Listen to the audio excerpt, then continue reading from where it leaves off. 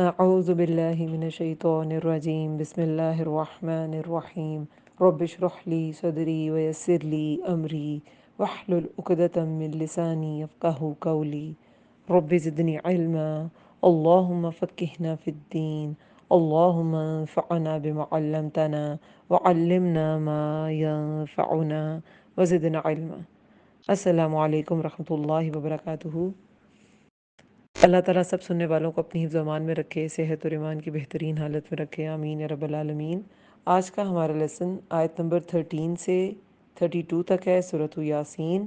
پارہ ہے 23، ترجمہ اور تفسیر انشاءاللہ ساتھ ساتھ کریں گے۔ 22 پارہ کی بھی آیات ہیں کچھ، لیکن یہاں سے ایک واقعہ کا آغاز ہوتا ہے تو وہ پھر سارا میں نے اکٹھا کر دیا اور ٹاپک میں وہ جو کیپشن ہے اس میں پارہ 23 لکھ دیا۔ تو کچھ آیات جو ہیں وہ 22 پارہ کی ہیں اور انشاءاللہ کمپلیٹ ہو جائے گا 22 پارہ، اور 23 سٹارٹ ہو جائے گا انشاءاللہ۔ اب اس سے پہلے جو آیات تھی سورہ یاسین کی، جیسے کہ ہم نے پڑھا کہ سورہ یاسین بھی مکی صورت تھی، اور اس میں بھی شروع میں اللہ تعالیٰ نے قرآن کو حکیم کہا، رسول اللہ کی رسالت پر دلائل، قسم کھا کے رسول اللہ کو کہا کہ آپ صلی اللہ علیہ وسلم رسولوں میں سے ہیں۔ اس کے علاوہ کہ یہ جو غفلت میں پڑے لوگ ہیں، ان کی غفلت کا سبب کیا ہے، یہ ایمان کیوں نہیں لاتے، ان کے والدین غافل تھے اور ان کے گلے میں بہت سے طوق ہیں، آباء و اجداد کی عقائد کی غلامی کا طوق، تکبر کا طوق، تعصب کا طوق، اور جس کی وجہ سے یہ کچھ پھر دیکھ نہیں پاتے اور حق کو قبول نہیں کر سکتے۔ پھر ہم نے پڑھا کہ اللہ تعالیٰ نے ہر چیز کا ریکارڈ ایک کتاب میں کر رکھا ہے، لکھ رکھا ہے، وہ ہے لوح محفوظ۔ لوح محفوظ، اور اس میں سب کو ان کے جو آگے انہوں نے عمل بھیجے، قدموا وآثارہم کو ہم نے ڈیٹیل سے پڑھا تھا کہ جو بھی عمل انسان کے روزمرہ زندگی میں روز یہ جو فرشتوں کی ڈیوٹی چینج ہوتی ہیں فجر اور عصر کے وقت جاتے ہیں، وہ بھی اس میں لکھے ہوئے ہیں، اور جو اس کے آثار ہیں، اس کی زندگی میں بھی جو اس کے آثار ہیں اور اس کے مرنے کے بعد بھی جو آثار ہیں وہ بھی اس میں لکھے جاتے ہیں۔ اب اس کے بعد یہ ساری بات کہنے کے بعد اللہ تعالیٰ نے ایک واقعہ جو ہے وہ پڑھنے والے کے سامنے رکھا ہے۔ اہل مکہ تو پہلے مخاطب تھے، لیکن پھر ہر پڑھنے والا وہ بھی مخاطب ہیں، سبھی پڑھنے والے۔ اور یہ واقعہ انسان کو بتاتا ہے کہ حق کو قبول کرنے میں کیا رکاوٹ ہوتی ہے، اور جو حق پر کھڑے رہتے ہیں تو ان کو اللہ تعالیٰ کس انعام سے، کن انعامات سے نوازتے ہیں۔ لیکن شرط یہی ہے کہ وہ غائبانہ، جیسے کہ پچھلی لیکچر میں بات تھی 11 آیت میں، کہ غائبانہ وہ اللہ سے، رحمان سے ڈرتا ہو، پھر اس کے لیے خوشخبری ہے مغفرت کی اور اجرن کریم کی۔ یہ اسی کے لیے جو اللہ سے غائبانہ ڈرے۔ تو رسولوں کی بات ہے، واقعہ ہے، اس کو دیکھتے ہیں کہ اس میں کیا اسباق ہیں۔ مکی صورت ہے تو ہم اسباق ضرور اس سے نکالیں گے کہ اس واقعہ سے کیا اسباق نکلتے ہیں۔ اعوذ باللہ من الشیطان الرجیم بسم اللہ الرحمن الرحیم۔ آیت نمبر 13 میں اللہ تعالیٰ فرماتے ہیں وَاضْرِبْ، اور بیان کرو، لہم، ان کے لیے، مثلاً، ایک مثال، اصحاب القریہ، بستی والوں کی، اذ، جب، جاءہا المرسلون، آئے ان کے پاس رسول۔ ضربہ، جیسے کہ ہم جانتے ہیں کہ اس کا مطلب ہوتا ہے بیان کرنا، ویسے تو ضربہ ہوتا ہے مارنا، ٹھیک ہے، ضرب لگانا، اردو میں بھی ہم ورڈ یوز کرتے ہیں۔ تو ضربہ مارنا، ایک چیز پر کچھ مارنا، لیکن بیان کرنے کی سینس میں بھی آتا ہے، یہ ورڈ یوز ہوتا ہے قرآن میں، جگہ جگہ یوز ہوا، کیونکہ الفاظ بھی ایک دوسرے پر مار کے، ایک دوسرے کے آگے پیچھے آ کے تو بات کو مکمل کرتے ہیں۔ اور پھر ضربہ سے کیا مطلب نکلتا ہے کہ ایک بات کو بیان کر کے دوسری بات کی وضاحت کرنا، ٹھیک ہے، جیسے کہ اردو میں ہوتا ہے ضرب المثل، اس میں بات کچھ اور ہوتی ہے لیکن سمجھانا کچھ اور مقصد ہوتا ہے نا۔ جیسے کہ آسمان سے گرا کھجور میں اٹکا، تو آسمان سے گرا واقعی کھجور میں نہیں اٹکتا، لیکن مقصد یہی ہوتا ہے کہ ایک مصیبت سے نکلے اور دوسری میں گرفتار ہو گئے۔ تو اسی طرح ایک آپ کو ایک سٹوری سنائی جا رہی ہے، اسرائیلی روایت ہے، اور انبیاء کا ہی یہ قصہ ہے۔ تو وہ سٹوری سنائی جا رہی ہے، لیکن اس سے مراد آپ لوگوں کو، ہم سب کو کیا سمجھانا ہے؟ آخرت کی بات سمجھانا، آخرت کے فضائل، آخرت میں جو اجر ملے گا وہ کن لوگوں کو ملے گا وہ سمجھانا، اور حق پر کیسے ڈٹے رہتے ہیں یہ سمجھانا۔ اور بیان کرو لہم، ان کے لیے، مثلا ایک مثال، اصحاب القریہ، بستی والوں کی، جب آئے ان کے پاس رسول۔ اب اللہ تعالیٰ فرماتے ہیں رسول اللہ کو کہ انہیں ایک مثال دیجئے ایک بستی والوں کی جب ان کے پاس رسول آئے۔ اب اس میں کچھ تو کہتے ہیں کہ یہ دو رسول تھے، اور تیسرا جو ہے وہ ان کا سپورٹر تھا، تیسرے جو تھے وہ ان کے مددگار تھے، اور کچھ نے کہا کہ یہ تینوں رسول تھے۔ لیکن بہرحال یہاں پہ قرآن میں مرسلون کی مرسلون کا ورڈ آتا ہے، اور کہیں بھی کوئی ناصر یا نصیر اس طرح کا ورڈ نہیں آتا کہ کوئی ساتھ مددگار تھی۔ مرسلون رسول کا ہی ورڈ آتا ہے، اور رسول جو ہیں وہ کون ہوتے ہیں؟ جو اللہ تعالیٰ کی طرف سے بھیجے ہوتے ہیں۔ دیکھیں جب ہدہد کو بھیجا تھا سلمان علیہ السلام نے تو قاصد کہا تھا، ہے نا؟ جب اللہ تعالیٰ کی طرف سے کوئی پیغام پہنچاتا ہے تو اس کو رسول کہتے ہیں۔ ہم عام پیغام رساں کو، جو میں نے کسی کے پاس پیغام بھیجا یا کسی اور نے میرے طرف پیغام بھیجا، جس کے تھرو بھیجا، اس کو رسول نہیں کہا جا سکتا۔ اصطلاح میں یہ اللہ کے بھیجے ہوئے پیغمبر ہی ہوتے ہیں رسول۔ کہیں پہ قرآن میں یہ فرشتوں کے لیے بھی آیا ورڈ کہ وہ اللہ کے بھیجے ہوئے تھے، تو اللہ کے بھیجے ہوئے ہی رسول ہوتے ہیں۔ اسی لیے ہم پھر یہاں پہ معنی رسول ہی لیں گے۔ بیان کرو ان کے لیے ایک مثال بستی والوں کی جب آ گئے ان کے پاس رسول، اور بستی والوں کی، اب یہ بستی والے جو ہیں، قریہ جو ہے وہ چھوٹے شہر، بڑے شہر، چھوٹی بستی، بڑی بستی، ہر ایک کے لیے ورڈ یوز ہو سکتا ہے، لیکن کیونکہ آگے اسی قریہ کو مدینہ بھی کہا جائے گا، تو مدینہ کا مطلب تو شہر ہوتا ہے، قریہ کا مطلب بستی، لیکن یہ انٹرچینجبلی یوز ہو جاتے ہیں، ایک دوسرے کی جگہ پہ یہ استعمال ہو جاتے ہیں۔ قریہ جو ہے وہ اکثر کہا جاتا ہے کہ بستی یا کوئی چھوٹا شہر، لیکن بڑے شہر کے لیے بھی قریہ ورڈ آتا ہے۔ دیکھیں ام القریٰ کہا جاتا ہے نا مکہ کو، تو وہ کوئی چھوٹا شہر تو نہیں ہے، لیکن بس بات یہ ہے کہ انٹرچینجبلی یہ یوز ہو جاتے ہیں۔ تو ایک بستی والوں کی بات کی گئی ہے کہ بیان کرو ایک مثال بستی والوں کی جب آئے ان کے پاس رسول، اللہ کا پیغام لے کے ان کے پاس رسول آئے۔ اس جب ارسلنا بھیجا ہم نے الیہم اثنین طرف ان کے دو کو، اثنین دو، فکذبوہما تو انہوں نے جھٹلا دیا ان دونوں کو، فعززنا تو قوت دی ہم نے بثالث ساتھ تیسرے کے، فقالو تو انہوں نے کہا انا بے شک ہم الیکم طرف تمہارے مرسلون، الیکم مرسلون طرف تمہارے بھیجے ہوئے ہیں۔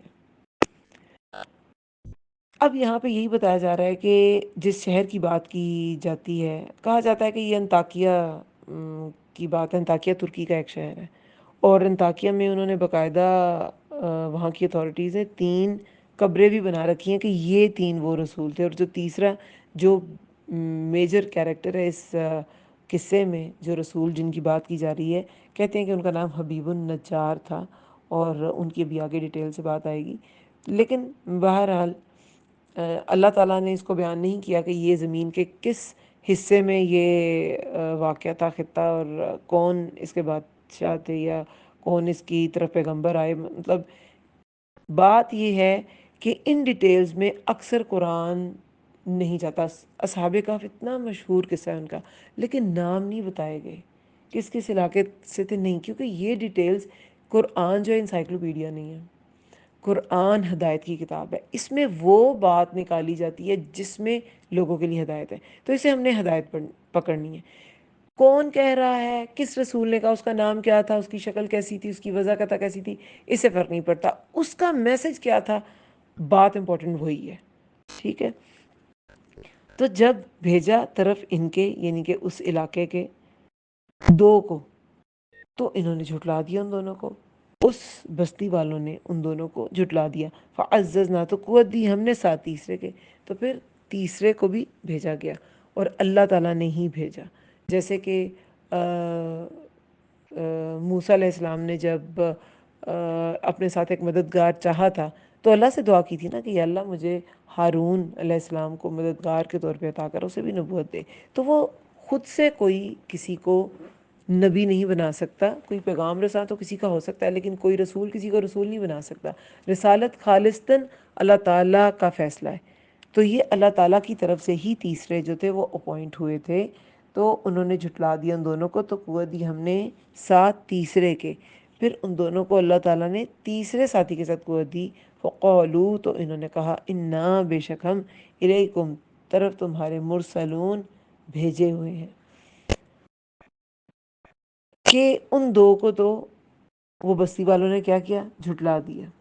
تو پھر اللہ تعالیٰ کہتے ہیں کہ ہم نے تیسرا شخص بھی بھیج دیا کہ ان سے گھبراؤ نہیں، بلکہ اللہ تعالیٰ نے اپنے رسولوں کی سپورٹ میں ایک اور شخص کو بھیجا۔ تو انہوں نے کہا بے شک ہم طرف تمہارے بھیجے ہوئے ہیں۔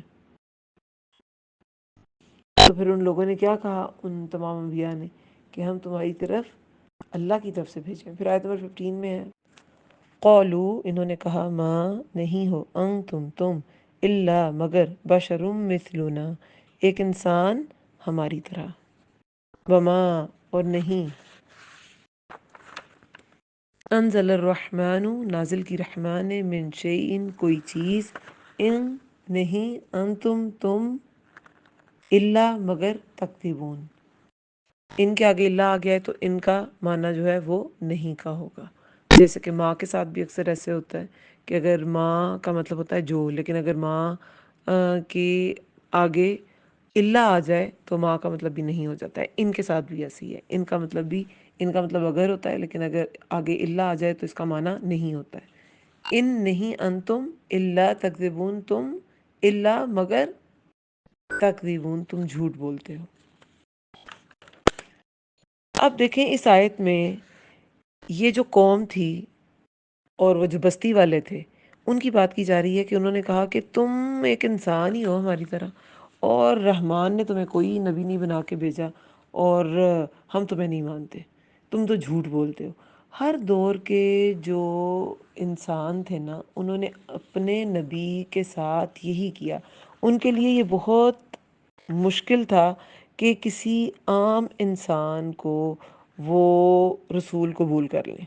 کفار مکہ کے ساتھ بھی ایسی تھا، وہ بھی یہی کہتے تھے کہ ایک ایسا رسول ہے جو کھانا کھاتا ہے، بازاروں میں چلتا پھرتا ہے۔ تو یہ ہر دور کے لوگوں نے ایسے ہی کیا، حالانکہ اس میں تو بہت سی لاجکس ہم نے پڑھی بھی ہیں جب ہم نے وہ آیت کی تفسیر پڑھی تھی، کہ اگر فرشتے ان کی طرف بھیجے جاتے تو تب بھی یہ انکار ہی کرتے، کیونکہ فرشتے جو ہیں وہ تو انسان کے ساتھ ویسے ہی میچ نہیں کرتے۔ تو یہ انسان کے پاس بہت ہی ایک ایزی ایک لاجک ہوتا، آرگیومنٹ ہوتا کہ ہم تو ان کی طرح ہے نہیں، ہم کیسے وہ سب کر سکتے ہیں جو یہ کر سکتے ہیں، یہ تو فرشتے ہیں، ہم تو انسان ہیں۔ تو یہ ہر دور کے لوگوں نے یہی کچھ کیا ہے، لوگ ہمیشہ اعتراض کرتے رہے ہیں۔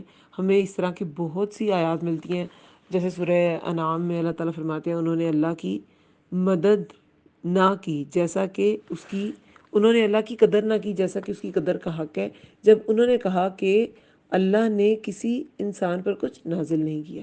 یعنی کہ ایک انسان کی، رسول کی تو ناقدری ہے، لیکن یہ اللہ تعالیٰ کی بھی ناقدری ہے کہ جس نے انسان کی ہدایت کا انتظام کیا اور اللہ تعالیٰ اس ہدایت کو قبول نہ کرے، اس رسول کی ناقدری کر دے، تو یہ اللہ کی بھی ناقدری ہے۔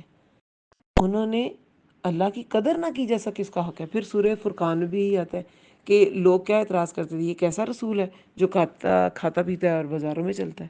سورہ الاسراء میں بھی یہی اعتراض ہے کہ کیا اللہ نے انسان کو رسول بنا کے بھیجا ہے، کہ یہ کیسے ہو سکتا ہے۔ اور پھر سورہ تغابن میں کیا انسان ہماری رہنمائی کریں گے۔ یہ سارے لوگوں کے ایک اعتراضات ہیں جو ان آیات میں بیان کیے گئے ہیں۔ سورہ مؤمنون میں بھی آتا ہے کہ یہ تو ہمارے جیسا ہی انسان ہے، وہی کھاتا ہے جو تم کھاتے ہو، وہی پیتا ہے جو تم پیتے ہو۔ تو اگر تم نے اپنے جیسے انسان کی اطاعت کی، البتہ تم ضرور خسارہ پانے والوں میں سے ہو جاؤ گے یا خسارے میں پڑ جاؤ گے۔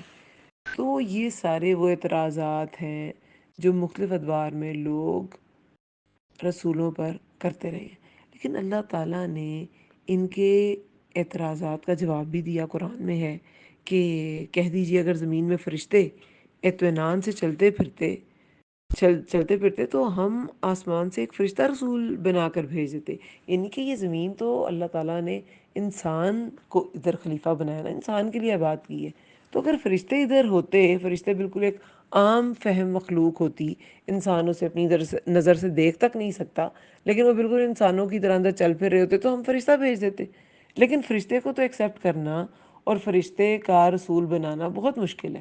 یہ اللہ تعالیٰ کا ایک کرم ہے کہ ایک تو اللہ تعالیٰ نے انسانوں میں سے نبی بھیجا، انبیاء اٹھائے، مبعوث کیے، رسول مبعوث کیے، اور پھر جس بستی میں مبعوث کیا جاتا تھا رسول، اسی بستی میں سے ہوتا تھا۔ قرآن میں یہ جگہ جگہ ہے کہ ہم نے عاد کی طرف ان کے بھائی ہود کو بھیجا، ہم نے سمود کی طرف ان کے بھائی صالح کے بھیجا، ہم نے قوم لوط کی طرف ان کے بھائی لوط، مطلب سب کا ایسے ہی آتا ہے کہ ان میں سے ہی ایک مدین والوں میں شعیب کو بھیجا علیہ السلام، تو یہ ایسے ہی آتا ہے۔ یہ سورہ ابراہیم میں کیا آیت ہے؟ انبیاء جو تھے، لوگ اعتراض کرتے تھے لیکن انبیاء، ان کا کانفیڈنس جو تھا، اللہ تعالیٰ نے انہیں بھیجا تھا، وہ شیکی نہیں ہوتے تھے۔ سورہ ابراہیم میں آتا ہے کہ انہوں نے کہا ہم تمہارے ہی جیسے انسان ہیں، یعنی کہ رسولوں کی بات ہے یہ، انہوں نے کہا ہم تمہارے ہی جیسے انسان ہیں، مگر اللہ اپنے بندوں پر جس پر چاہتا ہے احسان کرتا ہے۔ سورہ کہف پہ بھی اینڈ پہ کیا آتا ہے؟ میں تمہاری طرح کا انسان ہوں جس پر وحی کی جاتی ہے، ما یوحا، یعنی کہ وہی کا ایک ڈفرینس ہے جس کی وجہ سے رسول کا مرتبہ ایک عام انسان سے بہت زیادہ بڑھ جاتا ہے، لیکن وہ عام انسان ہی ہوتے ہیں، ویسے ہی کھاتے پیتے ہیں، ویسے ہی ان کے سارے معاملات ہوتے ہیں۔ تو انسان کی رہنمائی انسان کے ذریعے کی گئی، یہ اللہ تعالیٰ کا ایک بہت بڑا کرم ہے۔ اور پھر اس سے بھی بڑا کرم کہ اس خطے کے لوگوں کی رہنمائی اس خطے کے انسان کے ذریعے کی گئی۔ یورپ میں بیٹھا جو ہے وہ افریقہ کی پرابلمز کو سمجھ نہیں سکتا، امریکہ میں بیٹھا جو ہے وہ پاکستان کے مسائل کو سمجھ نہیں سکتا، تو جس خطے کے جو بھی مسائل تھے وہ اس خطے کا شخص بہتر طور پہ سمجھ سکتا ہے، ان کی کلچر کو، ان کی لائکس ڈس لائکس کو، ان کی ہر چیز کو۔ تو یہ اللہ کا ایک کرم تھا، لیکن لوگ اس کو سمجھے ہی نہیں۔ قولو، انہوں نے کہا، ربنا، رب ہمارا، یعلم، وہ جانتا ہے، انا، بے شک ہم، الیکم، طرف تمہارے، لمرسلون، البتہ بھیجے ہوئے ہیں۔ اب جیسے یہ سورہ ابراہیم اور سورہ کہف کا میں نے حوالہ دیا، تو یہاں بھی جو رسول تھے ان کا جواب یہی تھا کہ کوئی مانتا ہے نہیں مانتا، اسے سچ نہیں بدلتا۔ ہمیشہ دلائل کی کمی کی وجہ سے انسان حق کا انکار کرتا ہے، کسی چیز کا انکار کرتا ہے۔ اب یہاں پہ رسولوں نے کہا کہ رب ہمارا وہ جانتا ہے، بے شک ہم تمہارے طرف البتہ بھیجے ہوئے، تم مانتے ہو نہیں مانتے ہمیں نہیں فرق پڑتا، اللہ تعالیٰ کی طرف سے ہم بھیجے ہوئے ہیں، رب جانتا ہے، تو پھر کوئی اور جانے نہ جانے نہیں فرق پڑتا۔ وہ حدیث میں آتا ہے نا کہ تمہیں تعجب نہیں ہوتا کہ اللہ تعالیٰ قریش کی گالیوں لعن طعن کو کس طرح دور کرتا ہے مجھ سے، وہ مجھے مذمم کہتے ہیں حالانکہ میں تو محمد ہوں۔ تو اللہ تعالیٰ کی جو برات ہے نا وہ کافی ہے۔ لوگ تو یہ اعتراضات ہمیشہ سے کرتے رہے ہیں، ہمیشہ کرتے رہیں گے، جو داعی دین ہے اس کو مشکلات آتی ہیں، آتی رہیں گی، تو وہ تو یہ کریں گے۔ دیکھیں آپ کسی دو انسان میں، دو لوگوں میں اگر آرگیومنٹ ہو جاتا ہے، کوئی جھگڑا ہو جاتا ہے، ایک جو ہے وہ بالکل بلو دا بیلٹ بات کر دیتا ہے، گالی دے دیتا ہے یا ہاتھ اٹھا لیتا ہے، اس کے کیا لاجک ہوتی ہے اس کے پیچھے؟ اس کے پاس دلیل ہی نہیں رہتی، تو دلیل نہیں رہتی تو پھر وہ اس طرح کی گالی گلوچ پہ اتر آتے ہیں اور ہاتھ اٹھانے پہ اتر آتے ہیں۔ اسی طرح جب کوئی لاجک نہیں رہتی تو پھر ایسے خالی کھوکھلا انکار لوگ کرتے تھے۔ وجہ پیچھے کچھ اور ہوتی تھی، وجہ یہ نہیں ہوتی تھی کہ جو شخص جو خود کو رسول کہتا ہے وہ حق بیان نہیں کرتا، وہ تو حق بیان کرتا ہے۔ وجہ یہ ہوتی تھی کہ انکار کرنے والوں کے پیچھے لاجک نہیں ہوتی تھی، انکار کرنے والوں کے پاس کوئی ٹھوس دلیل نہیں ہوتی تھی، تو پھر وہ بالکل ایک کھوکھلا سا انکار کر دیتے تھے کہ ہم تو تمہیں رسول ہی نہیں مانتے، کیا کر لو گے۔ میاں بیوی میں بھی آرگومنٹس میں جب کوئی ایک اگر بات نہ ماننا چاہے تو وہ اسی طرح چپ کرا دیتا ہے دوسرے کو کہ مجھے نہیں ماننا، میں نہیں مانتی یا میں نہیں مانتا۔ تو یہ باتیں ہمیشہ ذہن میں رکھنی چاہیے. ایک اچھا اور سمجھدار انسان اور لاجکس پہ چلنے والا انسان، سینسیبل انسان، وہ ہمیشہ دلیل کو قبول کر لیتا ہے. اور جو اکھڑ اور بد مزاج اور متعصب ذہن کا انسان ہوتا ہے وہ لاجکس کو قبول نہیں کرتا. اسے جو مرضی دلیل دے دو وہ قائل نہیں ہوتا، وہ صرف اپنی مانتا ہے. اسی طرح آیت نمبر 17 میں ہے وما، اور نہیں، علینا، ہم پر، الا البلاغ المبین، ہم پر مگر پہنچا دینا کھلم کھلا. اب یہ رسول جو تھے وہ اپنا بتا رہے ہیں کہ تم ہمیں مانتے ہو نہیں مانتے ہمیں فرق نہیں پڑتا، لیکن ہم پر تو بس پہنچا دینا ہے کھلم کھلا کہ ہم نے جو اللہ تعالیٰ کی اللہ تعالیٰ کی طرف سے جو دین آیا ہے، اللہ تعالیٰ کا جو پیغام آیا ہے، ہم نے وہ پہنچا دینا ہے. یہی ہم پر فرض کیا گیا ہے. ہم تمہاری طرف رسول ہیں بھیجے ہوئے، اللہ جانتا ہے، اور اللہ کی گواہی ہمارے لیے کافی ہے، اور اس لیے جو اللہ تعالیٰ نے ہمیں کام سونپا ہے ہم اسے پورا کر دیں گے. پھر 18 آیت میں ہے قالو، انہوں نے کہا، انا، بے شک ہم، تطیرنا، منحوس سمجھا ہم نے، بکم تمہیں، لائن البتہ اگر، لم نہ، تنتہو تم باز آئے، لنرجمنکم، البتہ، لا البتہ کے لیے، نہ ہم کے لیے، رجمہ، نرجمنہ ہے نا، تو رجمہ رجم کرنا، سنسار کرنا، نون پہ تشدید ہے، ضرور، البتہ ہم ضرور سنسار کر دیں گے، کم، تم سب کو. دو تھے نا رسول، تو تمہیں سنسار کر دیں گے. ولا یمسنکم، اور البتہ ضرور چھوئے گا تمہیں، ولا یمسنکم منا، اور البتہ ضرور چھوئے گا تمہیں، منا، من ہوتا ہے سے، نہ ہوتا ہے ہم، ہماری طرف سے، عذاب علیم، عذاب دردناک. اب یہ بات وہی آ گئی کہ جب انسان کے پاس لاجکس نہیں رہتی تو پھر کیا ہوتا ہے، انسان دھمکیوں پہ اتر آتا ہے. کچھ لوگ بھی اپنی بیویاں جیسے اگر زیادہ انٹلیکچوئل ہیں تو ان کو چپ کرا دیتے ہیں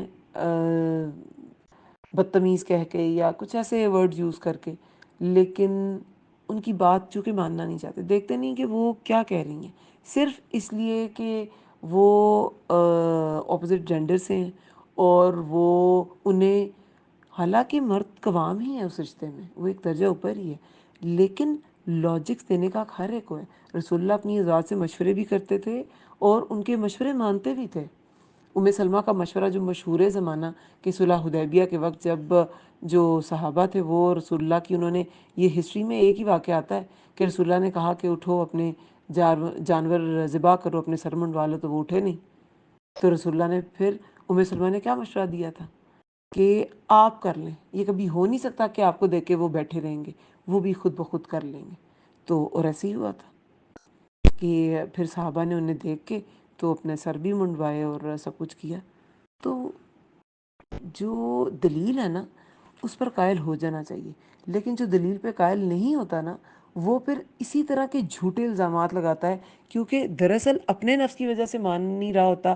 حق کا انکار اپنے نفس کی کمزوری، اپنے تعصب کی وجہ سے ہوتا ہے، لیکن وہ الزام دوسرے کو دیتا ہے. اب یہاں بھی وہ جو لوگ ہیں، وہ بستی والے، انہوں نے کہا کہ بے شک ہم تمہیں منحوس سمجھتے ہیں. فطیرنا، تو یا را، طیر کیا ہوتا ہے، پرندے کو کہتے ہیں نا، طائر. اردو میں بھی ورڈ یوز کیا جاتا ہے طائر لاہوتی، یہ علامہ اقبال کے ایک شعر میں آتا ہے، اس پرواز سے موت اچھی جس سے آتی ہو رزق میں کوتاہی. تو طائر، پرندہ، طیر، پرندہ. تو جو کفار مکہ تھے انہی کی زبان میں، انہی کی ٹرمز میں، انہی کے محاوروں میں قرآن جو ہے وہ پیش کیا گیا کہ وہ سمجھ جائیں اس کو.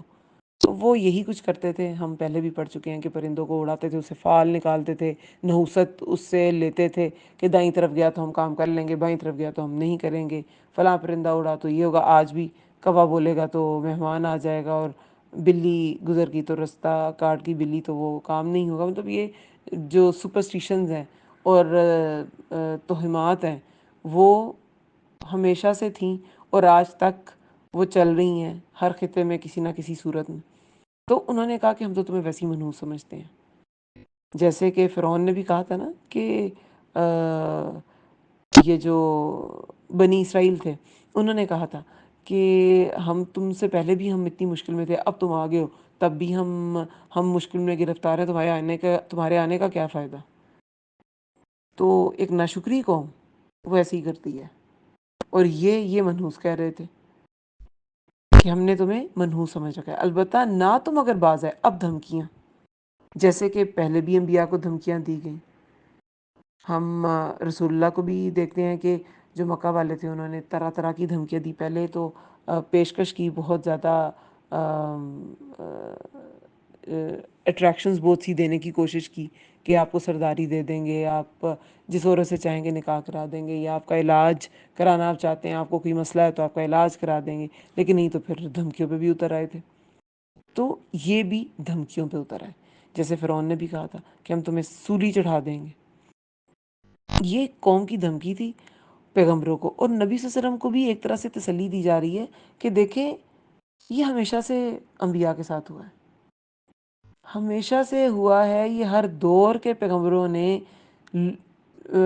یہ کچھ سہا ہے، لوگوں نے پیغمبروں کو دھمکیاں دی ہیں، انہیں برا بلا کہا ہے، داعی دین کو ان مشکلات کا سامنا کرنا پڑا ہے، اور یہاں پہ کہتے ہیں ہم تمہیں ضرور سنسار کر دیں گے، اور البتہ ضرور چھوئے گا تمہیں ہماری طرف سے عذاب علیم۔ اب یہ کیا ہے؟ یہ موت کی دھمکی نہیں ہے، یہ اس سے پہلے کے عذاب علیم سے مراد جو ہے نا، جو علماء نے لی ہے وہ یہی کہ یہ موت سے پہلے کا دردناک عذاب ہے، تشدد ہے، کہ ہم تم پہ تشدد کریں گے۔ اور آگے بھی ہم پڑھتے ہیں کہ جو تیسرا شخص آیا تو پھر اس کو قتل کر دیا گیا، یا اور کیسے قتل کیا گیا اس کے بارے میں بھی ڈسکس کرتے ہیں۔ تو یہ موت سے پہلے کا کیا ہے؟ تشدد ہے۔ پھر آیت نمبر 19 میں اللہ تعالیٰ فرماتے ہیں قولو، انہوں نے کہا، طائرکم، نحوست تمہاری، معاکم، ساتھ ہے تمہارے۔ اب یہ رسولوں کا جواب ہے کہ نحوست تو تمہارے ساتھ ہے، ہر انسان کی کا شگون، ہم یہ آیت پڑھ چکے ہیں نا، اس کے گلے میں لٹک رہا ہے اور اس کا عمل اسی کے مطابق ہوتا ہے۔ تو ہر انسان کا جو اعمال نامہ ہے نا اس کے گلے میں لٹک رہا ہے، اور اس میں اس کے اعمال نامے اس کے اعمال جو ہیں وہ لکھے جاتے ہیں، اچھے بھی برے بھی، اور اس کے ساتھ جو ٹریٹمنٹ ہوتی ہے دنیا میں بھی آخرت میں بھی وہ ان اعمال کے حساب سے ہی ہوتی ہے۔ تو انسان کا شگون تو اس کے ساتھ ہے۔ انہوں نے بھی یہی کہا انبیاء نے کہ نحوست تمہاری، طائرکم نحوست تمہاری، معاکم، ساتھ ہے تمہارے، ان کیا، اب بریکٹ میں لکھ لیں اس لیے کہ، کیا اس لیے کہ ذکر تم، نصیحت کیے گئے تم، کہ صرف ہماری نصیحت کی وجہ سے ہمیں یہ منحوس کہہ رہے ہو اور یہ دھمکیاں دے رہے ہو، بلکہ تم قوم مسرفون، لوگوں حد سے بڑے ہوئے۔ مسرف کیا ہوتا ہے؟ اسراف کرنے والا، حد سے بڑا ہوا۔ اب یہ حد سے بڑی ہوئی باتیں کرنا شروع ہو گئے تھے نا، کبھی کہتے تھے کہ تمہیں سنسار کر دیں گے، اور تمہیں خوب تشدد، تمہارے ساتھ برا سلوک کریں گے اور یہ کریں گے۔ تو انہوں نے کہا کہ نحوست تمہارے ساتھ ہے، تمہارے اپنے اعمال کی وجہ سے تمہاری نحوست ہے۔ اور بعض روایات میں یہ بھی آتا ہے کہ اس قوم میں قحط بھی آیا تھا، جیسے کہ دیکھیں موسیٰ علیہ السلام کی بھی جب بار بار وہ وعدہ خلافی کرتے تھے جو آل فرعون تھے، تو کیا آتا تھا؟ کتنی طرح کے عذاب اس قوم پہ آئے، لیکن پھر بھی وہ مان کر نہیں دیتی تھی۔ پہلے جب عذاب آتا تھا تو موسیٰ علیہ السلام کو کہتی تھی دعا کریں ہم سے ٹل جائیں، اور جب موسیٰ علیہ السلام دعا کرتے تھے تو پھر وہ ٹال مٹول کرتی تھی کہ بنی اسرائیل کو بھیجنے کے لیے کہ اچھا دیکھیں گے، مطلب ٹال مٹول کرتے تھے، بھیجتے نہیں تھے۔ ٹڈیوں کا عذاب آیا، ٹڈی دل ہوا، خون کی بارش، اور کافی سارے وہ عذاب آتے ہیں، جوؤں کا عذاب، لیکن وہ مان کر نہیں دیا۔ تو وہ ان کی کیا تھی؟ ان کے اپنے اعمال کی نحوست تھی نا، اپنی وعدہ خلافیاں تھیں ان کی۔ تو پھر یہاں پہ وہ یہی کہہ رہے ہیں کہ تمہاری اعمال کی نحوست نا، آپ کو پتہ ہے یہ استاذہ نے کال جو ہے وہ کوٹ کیا تھا، کسی کا کال تھا کہ ہر پریشان حال دل کے پیچھے ہوتا ہے کیا؟ 3 چیزیں تھیں۔ کسی فرض کا ضائع کرنا، جب آپ فرائض چھوڑ دیتے ہیں نا تو آپ کا دل پریشان ہو جاتا ہے، یا قرآن کو چھوڑ دینا۔ قرآن دلوں کی بہار ہے، جب آپ اس سے دور جاتے ہیں تو آپ کا دل پریشان ہو جاتا ہے۔ ہمارے روح کی غذا تو اس کے اندر ہے، روح کا انتظام اللہ تعالیٰ نے اوپر سے کیا، تو جب آپ نے اس کو چھوڑ دیا تو آپ کا دل پریشان ہوگا۔ یا پوشیدہ گناہوں پر اصرار کرنا، چھپ کے گناہ کر رہے ہیں اور پھر کیے بھی جا رہے ہیں، تو پھر کیا ہوگا؟ وہ اس کی وجہ سے انسان کا دل اس لیے تو نہیں بنا نا چھپ چھپ کے گناہوں کے لیے، دل تو اللہ کی یاد کے لیے بنا۔ دل کے تو اور بہت سی چیزیں ہیں، اس کے اندر ایموشنز ہیں، لوگوں کی خیر خواہی ہے، لوگوں کے ساتھ اچھا سلوک ہے، ان کے ساتھ رشتے نبھانا ہے۔ ہر رشتے کی اپنی ایک محبت اللہ نے اس دل میں رکھی ہے، اور رب کی ایک الگ محبت رکھی ہے جو سب سے اوپر ہوتی ہے۔ تو اگر وہ نہیں دیں گے تو آپ کا دل پریشان ہی رہے گا اور آپ پہ نحوست ہی چھائی رہے گی۔ تو کوئی دن، کوئی لباس، کوئی رنگ، کوئی گاڑی، کوئی سواری یہ منحوس نہیں ہوتی۔ انسان کے اپنے گناہوں کی نحوست ہوتی ہے۔ تکلیف انسان کے، وہ قرآن میں آتا ہے نا کہ انسان کے اپنے گناہوں کے سبب ہوتی ہے۔ وہ قرآن میں کیا آتا ہے کہ جب تمہیں کوئی خیر پہنچتی ہے تو وہ میری رحمت کے سبب ہے، اور جب تمہیں کوئی تکلیف پہنچتی ہے تو وہ تمہارے اپنے عمل کے سبب ہے۔ تو جب بھی انسان کا کچھ چھن جاتا ہے، کوئی رحمت چلی جاتی ہے، تو وہ اس کے اپنے عمل کے سبب ہوتی ہے۔ کبھی کبھی آزمائش بھی ہوتی ہے، ہاں وہ بھی ہے، لیکن اس کا الزام آپ کسی ادھر ادھر کے فیکٹر پہ نہیں ڈال سکتے کہ اس کی وجہ سے یہ ہو گیا، میں نے اس کی شکل دیکھ لی تو یہ ہو گیا، یا فلاں شخص جو منحوس ہے نعوذ باللہ تو اس کی وجہ سے ہی ہو گیا۔ نہیں، امام ابن قیم کہتے ہیں کہ کسی نعمت کا چھن جانا دو باتوں کی وجہ سے ہوتا ہے: اللہ کا تقوی چھوڑ دینا، اور دوسرا کیا ہے؟ لوگوں سے برا سلوک کرنا۔ جس دل میں اللہ کا ڈر نہیں ہے وہی لوگ لوگوں سے برا سلوک کرتے ہیں، وہی لوگ گناہ کرتے ہیں۔ جس میں اللہ کا ڈر نہیں ہے وہ عبادات بھی اس طرح نہیں کرے گا، جس میں اللہ کا ڈر نہیں ہے تو وہ معاملات بھی ٹھیک طرح سے ادا نہیں کرے گا۔ تو یہ لوگ انبیاء سے دیکھیں برا سلوک کرتے، اور پھر اپنی خامیاں تو انہیں نظر نہیں آ رہی تھی، اتنا برا عمل کرنے کے باوجود نحوست کس پہ ڈال رہے ہیں؟ رسولوں پہ، کہ رسول جو ہیں وہ منحوس ہیں۔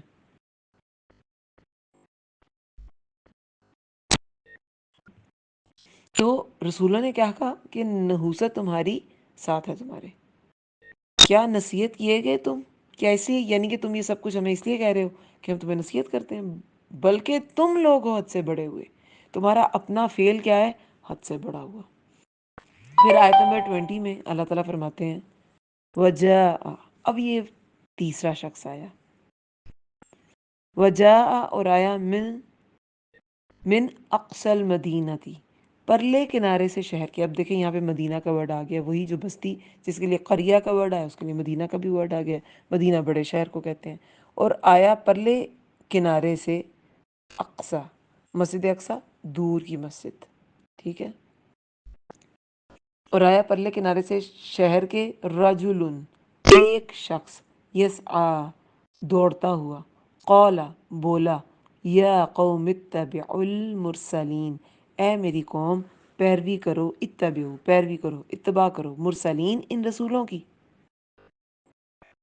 اب یہ دور سے آیا یہ شخص، ان رسولوں سے یہ دور تھا، لیکن ان کی تعلیم اس تک کسی نہ کسی طرح پہنچی، اور اس نے حق کو پہچان لیا۔ اس نے کہا، وہ دوڑتا ہوا آیا کہ یہ تو حق پر ہے، یہ تو حق بیان کر رہا ہے، تم اس کی تکذیب نہ کرو اور اس کے پیغام کو قبول کر لو۔ یعنی کہ جن کو ڈائریکٹ تعلیم مل رہی تھی بستی والوں کو، انہوں نے انکار کر دیا، لیکن جن کو ڈائریکٹ تعلیم جس کو نہیں مل رہی تھی، اگر حق اس کے اندر ہے تو پھر کیا ہوا؟ اس نے حق کو قبول کر لیا۔ اس سے سمجھ کیا آئی ہے کہ حق کو قبول کرنے کے لیے، ہدایت کو قبول کرنے کے لیے دلائل سے زیادہ طلب اور تڑپ کی ضرورت ہوتی ہے۔ پھر انسان طلب کے بغیر بھی، مضبوط ترین دلائل کے بغیر بھی، طلب کے ساتھ مضبوط ترین دلائل کے بغیر حق کو قبول کر لیتا ہے، لیکن طلب کے بغیر آپ جتنے مرضی بڑے فلسفے جھاڑ دیں، اگر کسی نے نہیں ماننا، اس کے اندر طلب ہی نہیں ہے، تو وہ حق کو قبول نہیں کرے گا۔ آپ کو پتہ ہے سلمان فارسی کا جو واقعہ ہے وہ کیا واقعہ ہے؟ وہ کیسے چلے تھے؟ وہ پیدائشی غلام نہیں تھے۔ ہم غلاموں کی لسٹ میں پڑھتے ہیں نا، سلمان فارسی اور فہیرہ اور بلال حبشی رضی اللہ عنہ اور صہیب رومی، مطلب ڈفرینٹ ہمیں غلاموں کا ذکر ملتا ہے، لیکن سلمان فارسی فارس کے رہنے والے تھے، ایران کا جو علاقہ ہے، ایران کو ہی پہلے فارس کہتے تھے۔ اور ایک سردار کے بیٹے تھے، مجوسی، ان کا باپ مجوسی تھا، مجوسیوں کا بلکہ بڑے سرداروں میں سے تھا، جو آگ پرست ہوتے ہیں نا، آتش پرست ہوتے ہیں وہ، اور آتش پرست جو ہوتے تھے وہ گھروں میں اپنی آگ کو بجھنے نہیں دیتے تھے، تو ان کی ڈیوٹی یہی ہوتی تھی کہ وہ گھر میں آگ کو بجھنے نہ دے، اور یہ ایک بہت بڑا مقام ہوتا تھا کہ بالکل کہ آگ کو بجھنے نہیں دینا، کیونکہ اسی کی تو پرستش کر رہے ہیں۔ تو انہوں نے حق کی تلاش کیسے کی؟ وہ گھر سے باہر ہی نہیں نکلتے تھے۔ تو ایک دفعہ ان کے والد بیمار ہوئے، انہوں نے کہا اچھا کھیتوں میں تم چلے جاؤ، راستے میں گرجے کو دیکھا، تو گرجے سے جو عبادت کی آواز آئی اور جو عبادت کا طریقہ دیکھا، تو رات ہو گئی، وہیں کھڑے رہے۔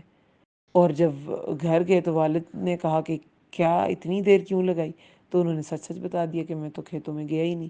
پھر انہیں قید کیا گیا، پھر وہاں سے انہوں نے کیسے پیغام بھیجا کہ کوئی قافلہ جائے، پہلے پتہ کرایا کہ یہ اس کی تعلیم کہاں اس مذہب کی حاصل کی جاتی ہے۔ انہوں نے کہا شام میں بہت بڑے بڑے پادری ہیں، وہ سکھائیں گے تمہیں عیسائیت۔ تو پھر وہ کہا کہ جب کوئی قافلہ جائے گا مجھے پیغام پہنچا دیا جائے۔ پیغام پہنچا، کسی طرح بیڑیاں توڑا کے گئے وہاں، پھر انہوں نے جو پادری تھے اس کی بھی بدعنوانیاں دیکھیں، لیکن پھر اچھا پادری بھی ملا۔ ایک لمبی سٹوری ہے۔ پھر وہ جو اچھا پادری تھا وہ بھی مر گیا، پھر اگلا ایک اچھا انسان نصیبین میں انہوں نے تعلیم حاصل کی، یہ اس سے، وہ بھی ایک اچھا پادری تھا، لیکن جب وہ مرنے لگا پھر وہ رونے لگے کہ میں کس سے، میں تو حق کی تلاش میں سب کچھ چھوڑ آیا ہوں۔ تو اس نے کہا کہ اب تو ہمارے پادریوں میں بھی وہ بات نہیں رہی، ہم نے تحریف کر دی ہوئی ہے چیزوں کو، تو ایک آخری نبی آئے گا، وہ تمہیں حق دکھائے گا، وہ کھجوروں کی زمین سے آئے گا اور وہ ہجرت کر کے مدینہ، ایسے انہوں نے نشانیاں بتائیں، وہ صدقہ قبول نہیں کرے گا، ہدیہ قبول کر لے گا۔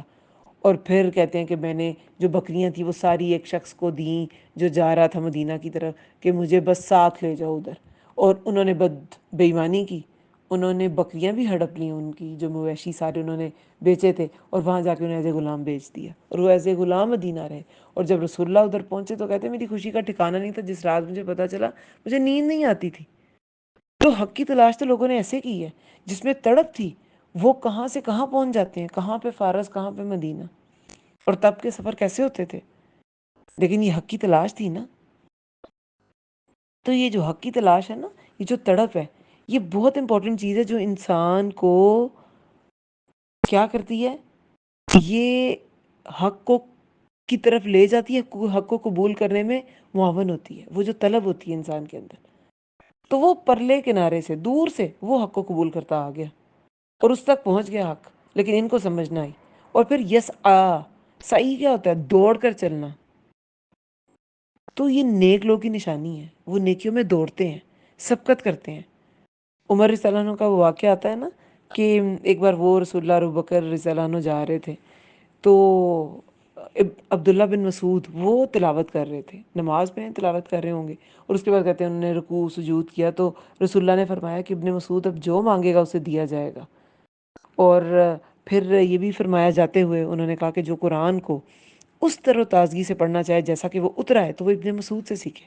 تو یہ بہت بڑی بشارت تھی ابن مسعود کے لیے نا، خوشخبری تھی، ان کے بارے میں تعریف تھی۔ تو عمر رضی اللہ عنہ نے سوچا کہ میں اسے نا آج رات کو ہی یہ خبر سنا دوں گا۔ جب وہ رات کو پہنچے، رات ہو گئی ہوئی تھی کافی، ابن مسعود کا دروازہ کھٹایا تو انہوں نے کہا کہ آپ کو کس چیز نے رات کو آپ میرے دروازے پہ آ گئے ہیں؟ تو انہوں نے کہا کہ میں آپ کو ایک خوشخبری دینا چاہتا ہوں جو رسول اللہ نے آپ کے لیے دی ہے۔ تو انہوں نے کہا کہ ابو بکر آپ سے سبقت لے جا چکے۔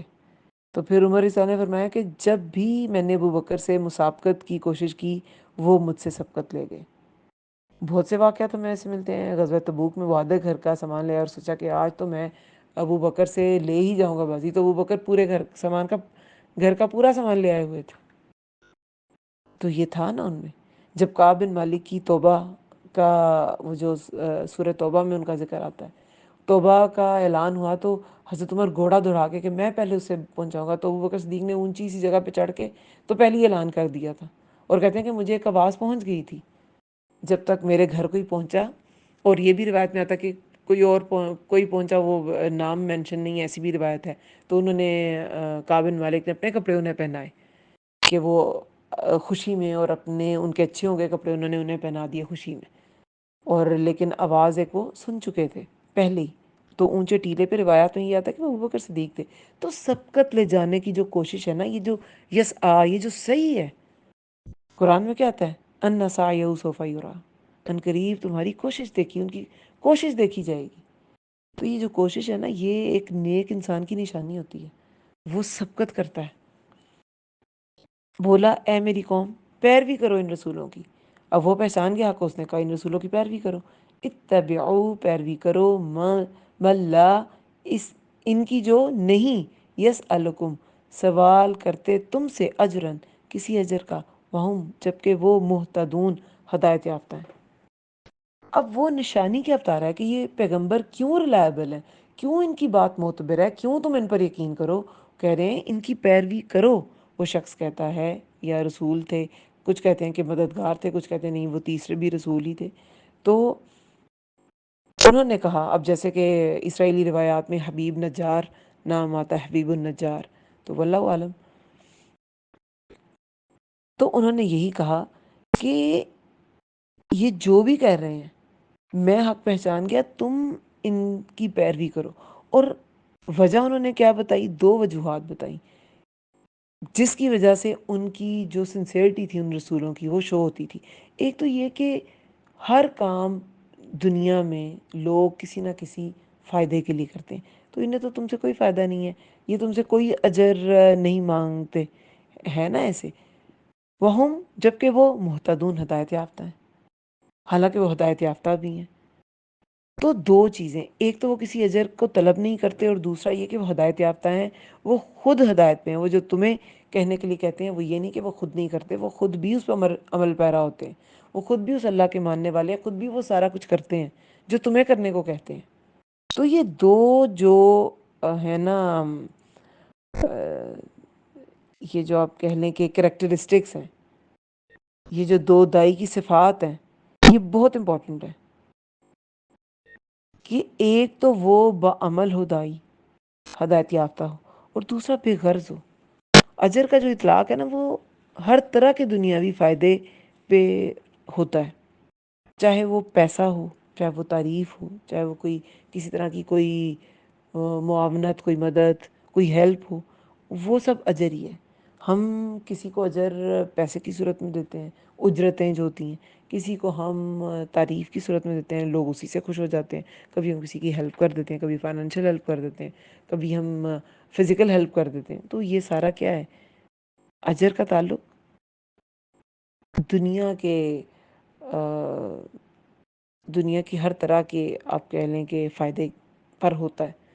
اور دیکھیں علماء کہتے ہیں کہ ہر نبی کے لیے نا یہ بات کی گئی ہے کہ وہ تم سے اجر طلب نہیں کرتے، تقریباً ہر نبی کے لیے، سوائے 2 کے، ایک موسیٰ علیہ السلام اور ایک ابراہیم علیہ السلام. کیوں؟ کیونکہ ابراہیم علیہ السلام اپنے والد کو کر رہے تھے تبلیغ، اور والد کا تو احسان ہوتا ہی ہے اولاد پہ. وہ بچے کو پالتا ہے، اپنا مال لگاتا ہے، اپنا پیسہ لگاتا ہے، اپنی انرجی، اپنی صلاحیت، سب کچھ لگاتا ہے. تو ان کے لیے یہ ورڈ یوز نہیں کیا گیا، یہ فریز یوز نہیں کی گئی. اور موسیٰ علیہ السلام کے لیے یہ فریز یوز نہیں کی گئی کیونکہ وہ بھی فرعون کے گھر میں پلے تھے، اور فرعون کی سگی اولاد بھی نہیں تھے، لیکن پھر بھی، اور ایک گھر کے جو بھی فائدے ہوتے ہیں وہ موسیٰ علیہ السلام کو ملے. تو ویسے یہ دائی کے 2 ایک بہت بڑی بڑی نشانیاں ہیں. لیکن اجر کا یہ جو میں نے ایکسیپشن بتا دی وہ اپنی جگہ پہ. یہ مرسلین ہیں کیونکہ یہ تم سے اجر کی توقع نہیں کرتے، اور یہ ہدایت یافتہ ہیں. پھر آیت نمبر 22 میں ہے وَمَا لِيَ، اور کیا ہے مجھے، لا، کہ نہ، اعبد الذی، میں عبادت کروں، الذی، اس کی جس نے فطرنی، پیدا کیا مجھے، وَإِلَیہِ، اور طرف اسی کے، ترجعون، تم لوٹائے جاؤ گے.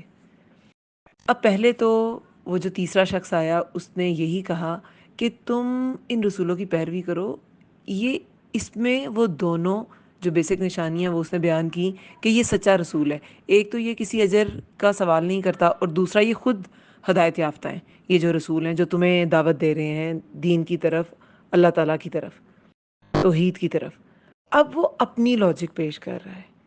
پہلے خود کے لیے اس نے اپنی کہ میں ایمان کیوں لایا، اس نے دلیل پیش کی ہے کہ کیوں نہ میں عبادت کروں. اب وہ دلیل کیا ہے؟ کہ وہ خالق ہے، بھیجا بھی اس نے ہے، لوٹ کے بھی وہیں جانا ہے. ہر انسان کو خود کو جھنجھوڑنا چاہیے، خود سے یہ کوشچن کرنا چاہیے کہ اللہ کی عبادت کیوں کرنی ہے؟ ہم سب کو سوچنا چاہیے ہمیں اللہ کی عبادت کیوں کرنی ہے، کیوں کرنی ہے؟ کوشچن پوچھیں خود سے. جیسے دیکھیں سانس کیوں لینا ہے، کھانا کیوں کھانا ہے، پانی کیوں پینا ہے، گھر پہ آپ کو چھت کیوں رہنے کے لیے چاہیے، کیوں؟ آپ کی جسم کی ضرورتیں ہیں نا، باڈی کی ضرورتیں ہیں. تو اسی طرح یہ جو جسم کے اندر روح ہے اس کی بھی ضرورتیں ہیں. اللہ تعالیٰ نے انسان کو پیدا ہی ایسے کیا ہے کہ اس کے اندر یہ ارج ہے کہ وہ کسی کے سپرد کرے اپنا آپ، الہ کسی کو بنائے. الہ کیا ہوتا ہے؟ ہر وہ ہستی جس کی بات کو ہم اہم جانیں وہ الہ ہے. ٹھیک ہے، اگر آپ اللہ کی بات کو ہر ہستی سے اہم جانتے ہیں اور اللہ کی بات کو ہر ہستی پر ترجیح دیتے ہیں تو آپ نے اللہ کو الہ بنایا ہے نا. تو انسان کے اندر ارج ہے کہ وہ کسی کو الہ مانے، کسی کو معبود مانے، اس کی عبادت کرے، سب کچھ سبمٹ کر دے. اسلام کا معنی ہی ٹوٹل سبمیشن ہے، سپردگی، سلامہ. آپ نے اپنا آپ سپرد کر دیا. تو یہ روح کی ضرورت ہے. ہمارے آس پاس چلتے پھرتے آپ کو بہت سے وجود نظر آئیں گے، باڈیز نظر آئیں گی، لیکن روح نہیں ہے اندر. اس لیے کیا ہوتا ہے کہ ہم لوگ جب وہ جو اللہ تعالیٰ نے ایک ارج انسان کے اندر رکھا ہے وہ جب اس کو فلفل نہیں کرتے ٹھیک چینل سے، ٹھیک چینل کے ذریعے، صحیح چینل، درست جگہ یہی ہے کہ اللہ تعالیٰ کے سپرد کیا جائے. تو پھر کیا ہوتا ہے؟ یہ جو آج کل ہو رہا ہے، ہمارے جو ینگسٹرز ہیں وہ کیا ہے، وہ جی کبھی کسی کے سپرد اپنا آپ کر رہے ہیں، ہر سال بعد 2 سال بعد ان کو یہ ارج کسی اور کے لیے بدل جاتا ہے ان کا.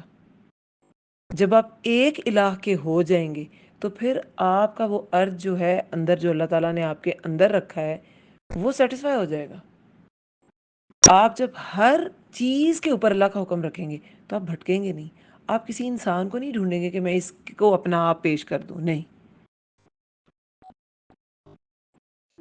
دنیا میں بھی جو آپ کو سب سے زیادہ کیا کہنا چاہیے کہ جو آپ کو پیدا کرنے کا موجب ہے، سب سے زیادہ جس نے آپ کو پالنے میں اپنی انرجی لگائی، سب سے زیادہ جس نے اپنی صلاحیت لگائی، اپنا وقت، وہ آپ کے ماں باپ ہیں.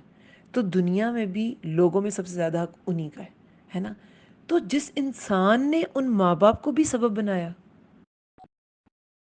جس ذات نے ماں باپ کو سبب بنایا، جس ہستی نے ماں باپ کو، باقی سارے بھی، سارے جو اسباب انسان کے لیے پیدا کیے گئے ہیں، اس کے لیے خوراک کا انتظام کیا گیا، اس کے لیے کلائمیٹس بنائے گئے، اس کے لیے زمین و آسمان، سب سورج چاند ستارے مسخر کر دیے گئے، اس کے مطابق جو ہے وہ کام کرتے ہیں، انسان کی کو فیسیلیٹیٹ کیا گیا.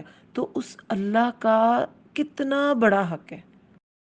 ہر سسٹم اللہ نے انسان کے لیے چلایا، اس کے حساب سے انسان اپنے دن رات کو آرگنائز کرے. تو اللہ خالق ہے. یہ ایک بہت بڑی وجہ ہے کہ اللہ تعالیٰ خالق ہے. اس نے ہمیں تخلیق کیا، پھر ایسے نہیں چھوڑ دیا، ہماری ہدایت کا انتظام کیا، ہماری ہر چیز کا انتظام کیا. اور پھر انتظام کیوں کیا؟ کہ ہم اس سارے ٹینیور میں جو دنیا میں اللہ تعالیٰ نے ہمیں بھیجا، ہمیں تخلیق کر کے، ہم کرتے کیا ہیں؟ اور پھر واپس ان سب چیزوں کا حساب بھی دینا ہے، واپس اسی کی طرف لوٹنا ہے. اللہ تعالیٰ کے ہاں ہمارا پیپر ہوگا، اللہ تعالیٰ کا پیپر دینا ہے. تو جس بک سے پیپر آتا ہے اسی کی تیاری کرتے ہیں نا ہم. پیپر دینا ہے میتھس کا، تو آپ بایو تو نہیں پڑھنے بیٹھیں گے نا، آپ میتھس ہی پڑھیں گے. تو جب انسان کا پیپر اس کتاب کے مطابق آئے گا تو اسی کو پڑھنا ہے. جب انسان کا پیپر اللہ تعالیٰ نے لینا ہے تو اسی کا جو کلام ہے وہی اسٹڈی کرنا ہے، اسی کی رضا اور اسی کی ناراضگی کو اسٹڈی کرنا ہے. تو یہ لاجک ہے کہ کیوں انسان اللہ کی عبادت کرے. کیوں؟ کیونکہ اللہ تعالیٰ نے پیدا کیا، سب سے زیادہ حق ہی انسان پر اللہ تعالیٰ کا ہے. اس کی روح کا انتظام کیا، اس کے جسم کا انتظام کیا، اور لوٹنا بھی اسی کے پاس ہے. سارا جو انسان لائف گزارتا ہے اس کا حساب کتاب، اس کی غلطیاں، اس کی نیکیاں، اس کی ہر چیز حساب اللہ کو دینا. تو اس لیے اس کی عبادت کرنی ہے. اتخذو، کیا میں بنا لوں، من دونی ہی، اس کے سوا، آلیہتن، کچھ الہ، ان یردن الرحمن، ان اگر، یردنی، روٹ کیا ہوتا ہے؟ ارادہ، را واو دال اس کا روٹ ورڈ ہے. ان اگر ان یردن الرحمن، ارادہ کرے، نی ہے نا، نون کے نیچے زیر ہے، تو متکلم کے لیے یہ صیغہ آتا ہے، ارادہ کرے میرے ساتھ، الرحمن رحمان، بدرن کسی نقصان کا، ضرر کیا ہوتا ہے؟ نقصان، زوات را اس کا روٹ ورڈ ہے، لا تغنی نہ کام آئے گی، انی مجھے، شفاعتہم شفاعت ان کی، شیئن کچھ بھی، ولا اور نہ، یونقذون وہ بچا سکیں گے مجھے، اینڈ پہ دوبارہ نون کے نیچے زیر ہے نا، تو مجھے، یہ متکلم کے لیے یہ صیغہ بن جاتا ہے۔ یہاں پہ اب وہ شخص پہلے تو دلیل پیش کی کہ میں کیوں نہ اللہ کی عبادت کروں، اور پھر میں دوسرے کو کیوں الہ بناؤں، اللہ کے سوا کیوں الہ بناؤں، جب پیدا مجھے اللہ نے کیا، جب میری زندگی کا مدبر اللہ تعالیٰ ہے، میرے ہر نقصان اور ہر نفع کا ذمہ دار اللہ تعالیٰ ہے، مجھے واپس بھی اسی کی طرف جانا ہے، حساب بھی اسی کا دینا ہے، تو میں کسی کو الہ کیوں بناؤں؟ آج بھی کوئی بھی ایسی ہستی جس کی بات کو ہم اللہ کی بات پہ ترجیح دے دیتے ہیں، تو وہ ہم نے الہ ہی بنایا ہوا ہے، چاہے وہ ہمارا اپنا نفس ہے، چاہے وہ سائنٹسٹ کے کوئی مفروضے ہوں، سائنٹسٹ کی کوئی ریسرچز ہوں، پولیٹیشنز کی باتیں ہوں، کسی اور لیڈر کی باتیں، ایون کہ اگر کسی ریلیجس لیڈر کی بھی کوئی بات ہے لیکن وہ اللہ تعالیٰ کے حکم کے منافی ہے، وہ بھی نہیں مانی جا سکتی، پھر آپ نے اسے الہ بنا لیا۔ دین تب تک پھیل نہیں سکتا جب تک علمی، روحانی، دینی، معاشی اعتبار سے لوگوں کو آپ اپلفٹ نہ کریں، ان کی سچی خیر خواہی نہ کریں۔ تو یہ انسان سچی خیر خواہی، اور آگے ہم پڑھیں گے کہ اس کی خیر خواہی کس لیول کی تھی، یہ خیر خواہی ہے، اس کی لاجکس، اسے کیا ضرورت تھی، اپنا ایمان بچائے رکھتا اور اب خود وہ کامیاب ہو جاتا، باقی ساری قوم جائے وہ جہنم میں جاتی، لیکن اس نے لاجکس دی، انہیں منایا، انہیں دلائل دیے کہ اللہ نے پیدا کیا ہے، اسی کی طرف میں نے لوٹ کے جانا ہے، وہی میرے نفع نقصان کا ذمہ دار ہے، تو مجھے کسی کی شفاعت کچھ کام نہیں آئے گی۔ یہ نہیں کہا کہ تم کرو گے تو یہ ہوگا، تم کرو گے تو ایسا ہو جائے گا، تمہیں نقصان ہوگا، تمہیں پہلے اپنی بات کی کہ میرے نقصان کا ذمہ دار جو ہے نا وہ اللہ تعالیٰ ہے، اور میرے کسی کام تمہاری شفاعت نہیں آئے گی، کسی کی شفاعت میرے کام نہیں آئے گی، اور نہ ہی کوئی مجھے بچا سکے گا۔ وَلَا يُنقِذُونَ، نقضہ کیا ہوتا ہے؟ بچانا۔ يُنقِذُون کا روٹ ورڈ کیا ہے؟ نون قاف دال، ٹھیک ہے۔ اچھا، پھر 25 آیت میں، 24 آیت میں، انی بے شک میں، اذا لفی تب، لا البتہ، فی میں، دلال گمراہی، لفی دلال البتہ گمراہی میں ہوں گا، مبین کھلی کھلی، کہ اگر میں نے حق مجھ تک پہنچ گیا، میں سمجھ گیا کہ میرے نفع نقصان کا ذمہ دار رحمان ہے، کسی کی سفارش میرے کچھ کام نہیں آئے گی، تو پھر بھی اگر میں تمہاری بات مان لوں تو میں پھر کھلی گمراہی میں ہوں۔ انی بے شک میں، آمنتو ایمان لایا میں، بربکم تمہارے رب پر، فاسمعون بس سنو مجھے، وہ میرا صرف رب نہیں ہے، جو مانتا ہے وہ اس کا بھی رب ہے، جو نہیں مانتا اس کا بھی رب ہے، میرا تو رب ہے، میں مانتا ہوں، تم نہیں مانتے ہو تمہارا بھی رب ہے، اس لیے یہاں پہ اس نے تمہارا کہہ کے مخاطب کیا قوم کو، تمہارے رب کہہ کے، رب کو تمہارا رب کہہ کے مخاطب کیا، بے شک میں ایمان لایا تمہارے رب پر، فاسمعون بس سنو مجھے۔ اب یہاں پر اس نے کیا کیا کہ میرے پہ جو سارا کرم ہے نا وہ اللہ تعالیٰ کا ہے، میں اس کے سوا کسی کو الہ نہیں بنا سکتا، کسی کی شفاعت میرے کچھ کام نہیں آئے گی، کوئی مجھے بچا نہیں سکتا۔ اور پھر اینڈ پہ ڈرانے کے لیے آپ ہمیشہ اگر یہ کہیں کہ اگر میں نے ایسے کیا تو اللہ مجھے پکڑ لے گا، مجھے عذاب پکڑ لے گا، تو دوسرا شخص جو ہے نا، جو سن رہا ہے، وہ اتنا ڈرتا نہیں ہے۔ جب آپ اسے ڈرائیں نا، تم نے ہی کیا تو تمہیں اللہ پکڑ لے گا، تم پر عذاب آ جائے گا، تو یہ ایک طریقہ ہے۔ اس میں انشاءاللہ ہم اینڈ پہ اس واقعے کے اب تھوڑا سا دیکھیں گے کہ کیا کیا ہمیں ایک دائی کے لیے اسباق نکلتے ہیں، ویسے بھی اس واقعے میں بہت سے اسباق ہیں، تو یہ بھی ایک سبق ہے۔ یہ ڈراوے کا ایک بہترین طریقہ ہے کہ انسان سامنے والے کو مخاطب کرے، جب غلطیاں بتانی ہیں تو اپنی بھی بتائے کہ ہاں میرے میں غلطی ہیں، اگر میں نے یہ نہ کیا تو یہ ہو جائے گا، لیکن جب آپ نے کسی کو خبردار کرنا ہے اور ڈرانا ہے تو پھر آپ نے کیا کرنا ہے؟ تو پھر آپ نے کہنا ہے تم یہ نہیں کرو گے تو عذاب آ جائے گا. کوئی شخص بھی یہ نہیں کرے گا یا کوئی اللہ کی نافرمانی کا کام کرے گا تو اس پہ عذاب آ جائے گا. اللہ تعالیٰ کی رضا کا کام جو فرض کیے گئے وہ نہیں کرے گا تو عذاب آ جائے گا. تو یہی اس نے کہا کہ بے شک میں ایمان لایا تمہارے رب پر، بس سنو مجھے. تو مجھے سنو.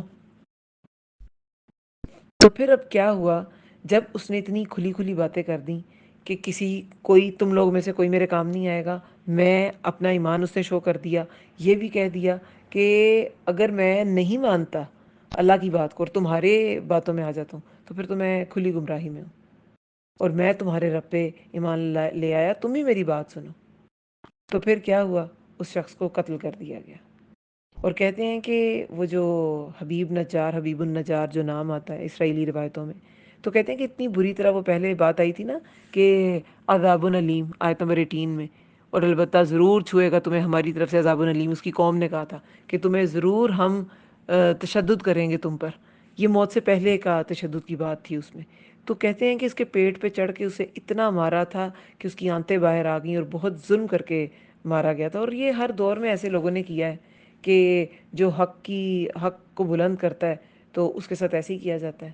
یہ جو مسلمہ کذاب کو جب قتل کرنے ایک صحابی گئے تھے تو ان کے ساتھ بھی ایسے ہی اس نے کیا تھا کہ تم کہو کہ میں نے میں اس نبی کو نہیں مانتا، تمہیں نبی مانتا ہوں. تو انہوں نے کہا میں نے نہیں سنا. تو انہوں نے ہاتھ کاٹا، دوسرا ہاتھ کاٹا، پیر کاٹے، پھر آخر میں لیکن وہ یہی کہتے رہے کہ میں نے نہیں سنا، اور گلا کاٹ دیا. خبیب بن عدی کے ساتھ واقعہ رجی میں بھی ایسے ہی ہوا کہ ٹکڑے ٹکڑے کر کے انہیں کاٹا گیا تھا. تو اس شخص کے ساتھ بھی کہتے ہیں وہ ظلم کیا گیا تھا. لیکن شہید کے لیے کیا ہوتا ہے؟ جو ہی اس کا قطرہ گرتے ہی وہ جنت میں داخل ہو جاتا ہے. جو بھی مظلوم مارا جاتا ہے تو دکھنے میں لگتا ہے اس پہ بہت ظلم ہوا، لیکن یہ اللہ تعالیٰ کے راز ہیں کہ وہ شخص، اس کو کتنی آسانی ہوئی. وہ جانکنی کا جو مرحلہ تھا وہ اس کے لیے اللہ نے کتنا آسان کر دیا، یہ اللہ کے راز ہے. تو وہ جنت میں داخل ہو گیا. اور پھر کی لدخل الجنہ، کہا گیا داخل ہو جاؤ جنت میں. قولا، اس نے کہا یا لیتا، اے کاش، قومی، میری قوم، یعلمون، وہ جان لیتے. میری قوم بریکٹ میں لکھ لیں کہ لوگ، وہ جان لیتے. یا لیتا یہ کاش کے لیے نا، تو کاش ایسی تمنا کے لیے ہوتا ہے جو وہ ممکن ہی نہیں ہوتی ہونی. تو کہتے ہیں اے کاش میں ایسے ہوتا، اے کاش میں اڑ سکتی، ہے نا، پاسبل ہی نہیں ہے. جس چیز کے ملنے کی امید ہوتی ہے وہ ممکن ہوتا ہے اس کا ملنا، تو وہ تو امید ہوتی ہے نا، وہ ہوپ ہے. لیکن یہ ایک تمنا کہ اے کاش میری قوم وہ جان لیتی، لیکن وہ ہو نہیں سکتا تھا کیونکہ وہ شہید ہو گیا اور قوم جو ہے وہ نافرمان ہی رہ گئی اور اس کی نصیحت نے کوئی اثر نہیں کیا. لیکن وہ جاتے جاتے اپنا عمل سنوار گیا. جو نیکی کی طرف بلاتا ہے اسے بھی ویسے ہی ثواب ملتا ہے جو نیکی کرنے والے کو ملتا ہے، اور جو ہدایت کی طرف بلاتا ہے، جس کو بلا رہا ہے وہ ہدایت پہ آتا ہے نہیں آتا، لیکن بلانے والے کی ہدایت ہو جاتی ہے، اسے ہدایت پر دعوت دینے کا ثواب مل جاتا ہے. تو یہ آخری وقت میں کیسی وہ کر گیا، کیسی نیکی کر گیا.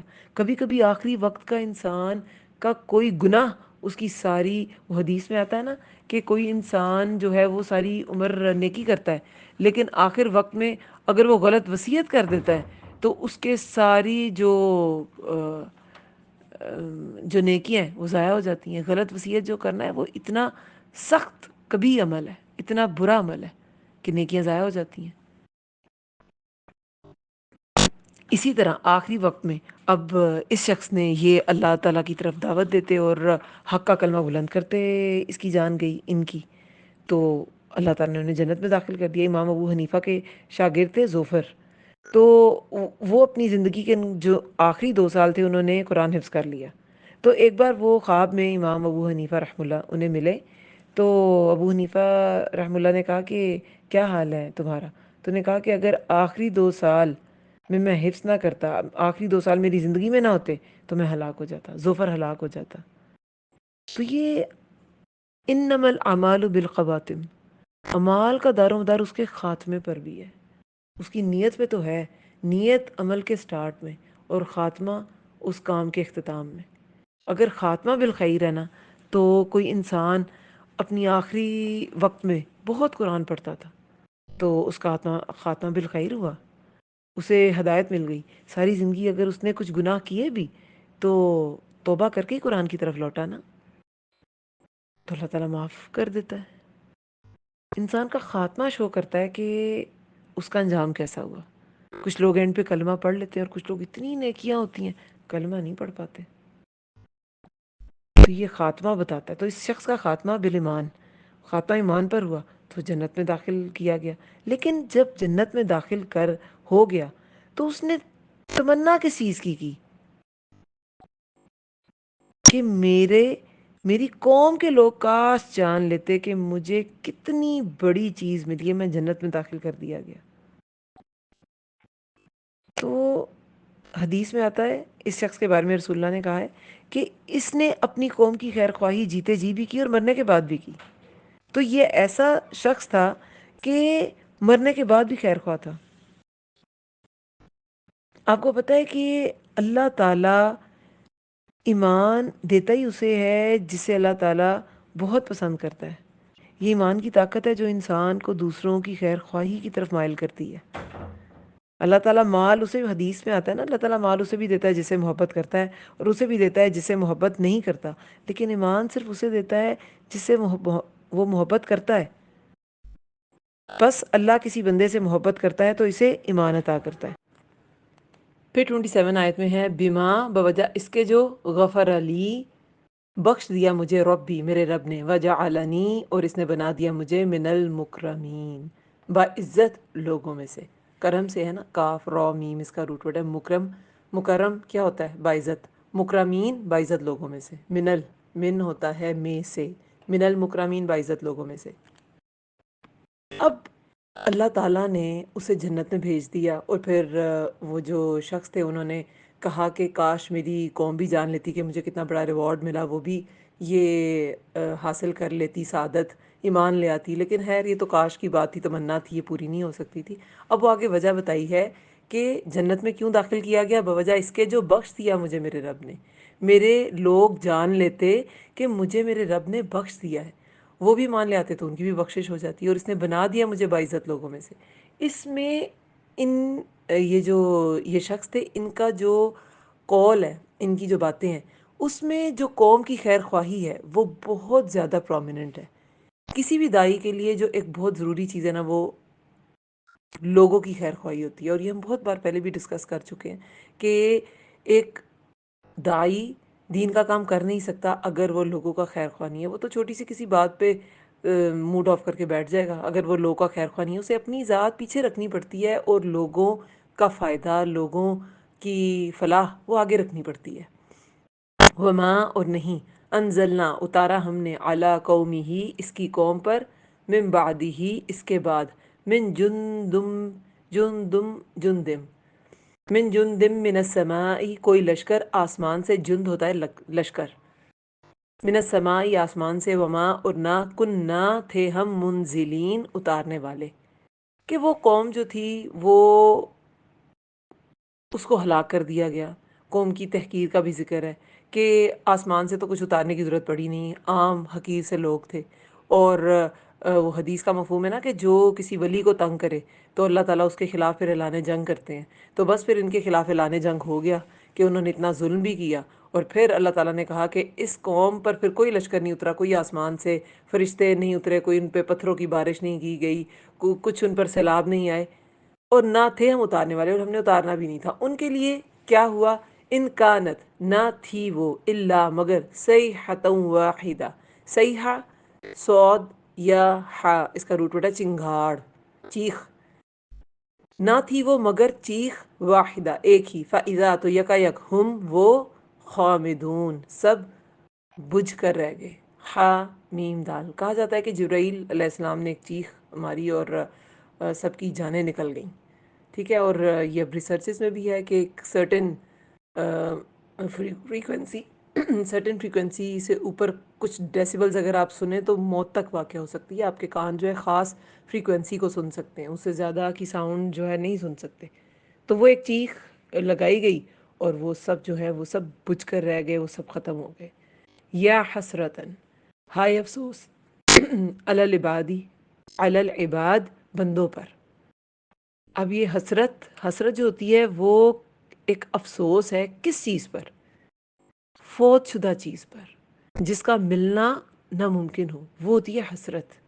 ہائے افسوس علی العباد، بندوں پر، ما نہیں، یاتیہم آیا ان کے پاس، میں رسول کوئی رسول، الا مگر کانو تھے وہ، بھی اس کا، یستہزئون وہ مذاق اڑاتے۔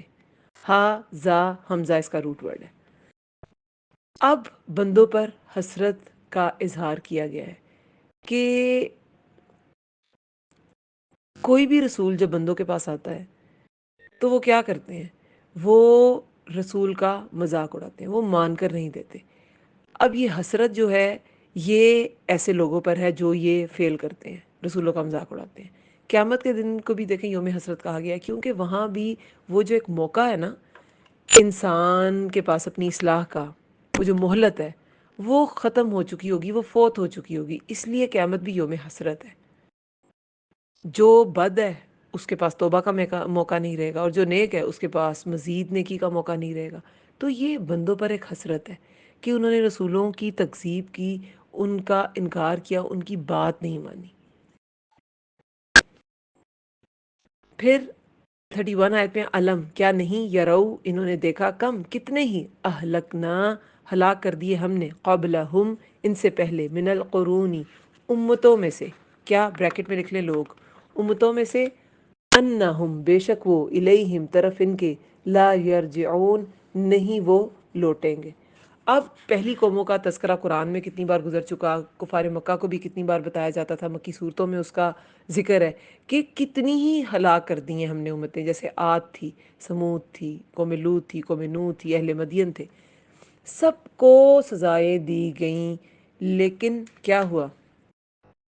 یہ اہل مکہ وہ ایمان لا کر نہیں دیا انہوں نے۔ اور یہ جو ہے اس کا کوئی خطہ تو نہیں خاص بتایا گیا، کہا جاتا ہے کہ انطاکیہ میں تھا، لیکن بہرحال یہ ایک مفروضہ ہے، اور واللہ عالم کتنا کتنا سچ ہے اس میں۔ لیکن بہرحال یہ سب جو قومیں تھیں، یہ سب بستیاں جو تھیں قرونی، ان لوگوں کو ہلاک کیا گیا ان کے اعمال کی وجہ سے، ان کی تکذیب کی وجہ سے جو انہوں نے رسولوں کے ساتھ کی۔ اور انبیاء کے بارے میں بھی دیکھیں، بہت سے ایسے ہمیں حوالے ملتے ہیں کہ انبیاء کی بھی تکذیب مختلف ادوار میں ہوتی رہی ہے۔ ایک بار رسول اللہ ایک ذکر کر رہے تھے ایک نبی کا، تو صحابی فرماتے ہیں کہ وہ کہتے ہیں کہ وہ نبی جو تھے ان کو اتنا تشدد کیا گیا کہ ان کا چہرہ خون آلود ہو گیا، ان کا چہرہ خون آلود ہو گیا، لیکن انہوں نے زبان سے یہی کہا کہ یا اللہ میری قوم کو معاف کر دے، یہ نہیں جانتے۔ اور طائف کے موقع پر بھی رسول اللہ نے یہی کہا تھا کہ یا اللہ ان کو معاف کر دے، یہ نہیں جانتے۔ تو یہ جو انبیاء کی تکذیب ہے نا، یہ کوئی چھوٹا گناہ نہیں ہے۔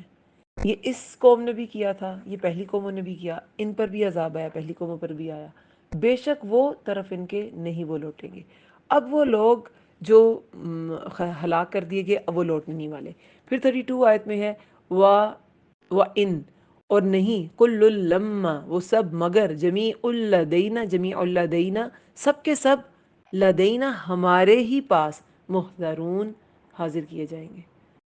اب جس اللہ کا انکار کیا، اللہ کے بھیجے ہوئے پیغمبروں کا انکار کیا، ان کی تکذیب کی، ان پہ تشدد کیا، ان سب برے اعمال کے بعد ہونا کیا ہے؟ جانا تو اللہ کے پاس ہے۔ ان جو ہے یہاں پہ اس آیت میں یہ ان نافیہ ہے، اور اس لیے اس کا معنی جو ہے وہ نہیں کا، نفی کا کیا جاتا ہے، اور آگے لمحہ جو ہے وہ اللہ کے معنوں میں آیا ہے۔ اللہ کا مطلب کیا ہوتا ہے؟ سوائے، مگر، اور نہیں وہ سب، مگر سب کے سب ہماری پاس حاضر کیے جائیں گے۔ تو سب کے سب اللہ ہی کے پاس انہوں نے لوٹنا ہے۔ تو کیسی حکم عدولی، کیسا جان چھڑانا، کیسا اللہ کے احکامات سے بھاگنا اور حق کا انکار کرنا۔ بہتر تو یہی ہے، لیکن یہ حاضری کا یقین ہی تو نہیں انسان کے اندر پیدا ہوتا، اسی لیے تو وہ انکار کرتا ہے۔ یہ حاضری کا یقین جگہ جگہ قرآن میں دلایا گیا ہے کہ یہ سب لوگ حاضر کیے جائیں گے، ان سب لوگوں نے اپنا حساب دینا ہے۔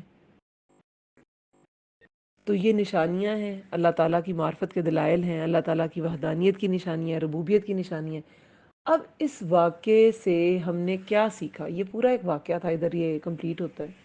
دیکھیں، سب سے پہلے تو شروع میں اب آ جائیں 13 آیت سے. پیغمبروں کے خصائص، انہیں وحی آتی ہے جیسے نبی صلی اللہ علیہ وسلم کو وحی آتی تھی، اور وہ انسانوں کی ہدایت کے لیے آتے ہیں، اور انسان ہی ہوتے ہیں. رجل کی بات کی گئی ہے نا، ایک شخص. اور جب وہ 20 آیت میں آتا ہے کہ وہ ایک شخص دوڑتا ہوا آیا، اور 13 آیت میں بھی کیا کہا گیا ہے کہ ہم نے رسولوں کو بھیجا، تو وہ رسول جو تھے وہ انسان ہی تھے. کیونکہ بعد میں 15 آیت میں انہوں نے کہا نا کہ تم ہماری طرح کے ایک انسان ہو، اور رحمان نے کوئی دلیل نہیں اتاری، کوئی تمہیں نہیں بھیجا، ہم نہیں مانتے کہ تم رسول ہو. تو وہ انسان ہی ہوتے ہیں، وہ انسان ہی ہوتے ہیں، وہ پیغمبروں کی انسانوں کی ہدایت کے لیے آتے ہیں. اور ایک جو دائی ہے، اس کی ہمیں خوبیاں بھی پتہ چلتی ہیں کہ وہ باعمل ہوتا ہے، وہ ہدایت یافتہ ہوتا ہے، اور وہ بے غرض ہوتا ہے، وہ کسی اجر کی توقع نہیں کرتا. یہاں پر نا ایک بہت اہم چیز نیک وزیر کی اہمیت بھی ہے، کیونکہ ان دو لوگوں کی سپورٹ میں ایک تیسرا شخص آیا تھا نا. آپ کو پتہ ہے حدیث مبارکہ میں آتا ہے کہ جو کوئی تم میں سے حکمران ہو، اللہ اس کی بھلائی چاہے تو اسے نیک وزیر عطا کرے گا، اور حکمران کوئی بات بھول جائے گا تو وہ اس کو یاد کرا دے گا، اور اگر وہ یاد رکھے گا، یعنی کہ حکمران بات کو یاد رکھے گا، تو وہ اس کی مدد، یعنی وہ وزیر اس کی مدد کرے گا. تو یہ جو نیک وزیر ہے نا، اس کی بھی امپورٹنس پتہ چلتی ہے. اب موسیٰ علیہ السلام جب انہیں نبوت ملی تو انہوں نے کیوں ہارون علیہ السلام کے لیے بھی نبوت مانگی کہ میرا وزیر ہو، میرے ساتھ میرا کام، میرے مشن کو چلانے والا کوئی اور بھی ساتھ ہو. تو یہ جو وزرا سے ہے نا، بوجھ، وازرہ وزرا، یہ ورڈ آتے ہیں، ابھی پچھلے لیکچرز میں بھی تھے کہ کوئی بوجھ اٹھانے والی کسی دوسری کا بوجھ نہیں اٹھائے گی. تو وزیر بوجھ اٹھانے والا ہوتا ہے، تو یہ بوجھ اٹھاتا ہے، بادشاہ کا بوجھ اٹھاتا ہے، اس کے بہت سے کاموں کی ذمہ داری لیتا ہے. رسول صلی اللہ علیہ وسلم نے جب یمن کی طرف معاذ بن جبل کو بھیجا تھا، ابو موسیٰ اشعری کو بھی بھیجا تھا، دونوں کو بھیجا تھا. ایک وقت میں نہیں گئے تھے لیکن دونوں کو پوائنٹ کیا تھا یمن کے لیے. تو دونوں کو نصیحت کرتے ہوئے کیا کہا تھا کہ لوگوں کے لیے آسانی پیدا کرنا، انہیں سختی میں مبتلا نہ کرنا، انہیں خوش رکھنا، نفرت نہ دلانا، دونوں آپس میں اختلاف نہ کرنا، اتفاق رکھنا. تو لوگوں کے ساتھ اور آپس میں، آپس کے معاملات میں، دونوں میں اتفاق ضروری ہے، دونوں میں نرمی ضروری ہے. جہاں پہ بڑوں میں، جیسے بادشاہ وزیر کی بات ہے، یا دو انبیاء کی بات ہے، یا آپ کہہ لیں کہ کوئی بھی کسی بھی ادارے کے، کسی بھی حکومت کے، کسی بھی گھر کے بڑے اگر ایک دوسرے کے ساتھ کمپیٹیبلٹی شو نہیں کرتے، ہے یا نہیں ہے، شو کرنی چاہیے. اپنے اختلافات کو، جیسے کہ اگر گھر میں بڑے ہیں، بزرگ ہیں یا والدین ہیں، انہیں بچوں کے سامنے اپنے اختلافات شو نہیں کرنے چاہیے. ہوتے تو ہیں لیکن شو نہیں کرنے چاہیے.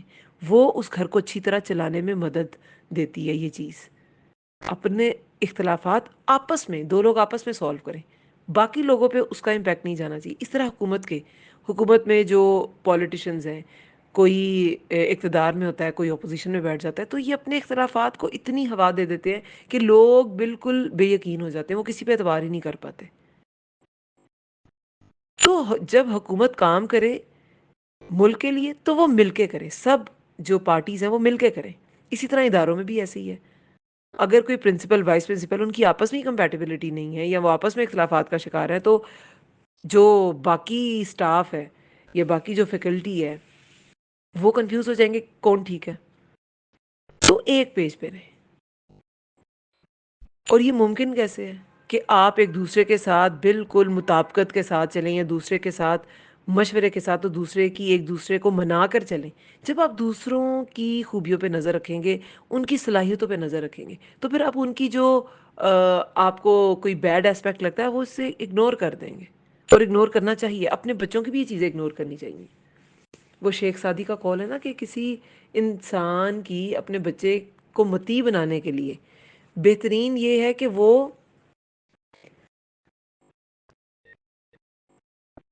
اگر وہ نیکی کرے تو اسے بہت زیادہ اپریشیٹ کرے، اور اگر وہ کوئی گناہ کا کام کرے تو اسے نظر انداز کرے، یعنی کہ کوئی غلطیاں ہیں اگر اس میں تو اسے نظر انداز کرے.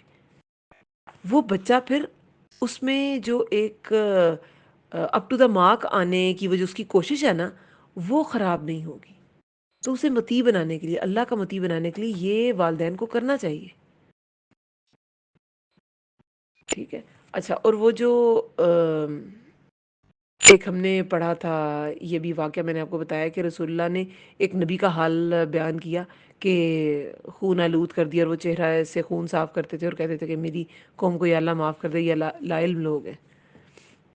تو یہ عبداللہ رضی اللہ عنہ سے روایت ہے، یہ والی جو حدیث ہے نا، یہ انہوں نے روایت کی ہے. اچھا، اور کیا اسباق ملتے ہیں؟ دیکھیں، ٹیم ورک. جیسے وزیر کی بات کی ہے نا، تو ٹیم ورک کی بات، ٹیم ورک بہت زیادہ ضروری ہے. کچھ کام اکیلے ہو ہی نہیں سکتے. اب اللہ تعالیٰ نے ہدایت کے لیے رسول بھیجے، ٹھیک ہے. پھر رسول کے عیسیٰ علیہ السلام کے بھی حواری تھے، رسول اللہ کے صحابہ تھے. اور موسیٰ علیہ السلام نے تو اب بنی اسرائیل میں بھی اس وقت غلامی ان کے اندر رچ بس گئی ہوئی تھی، تو ان کے لیے الگ سے ایک نبی، ان کو ان کے بھائی کو ہی نبوت عطا کی گئی، ہارون علیہ السلام کو.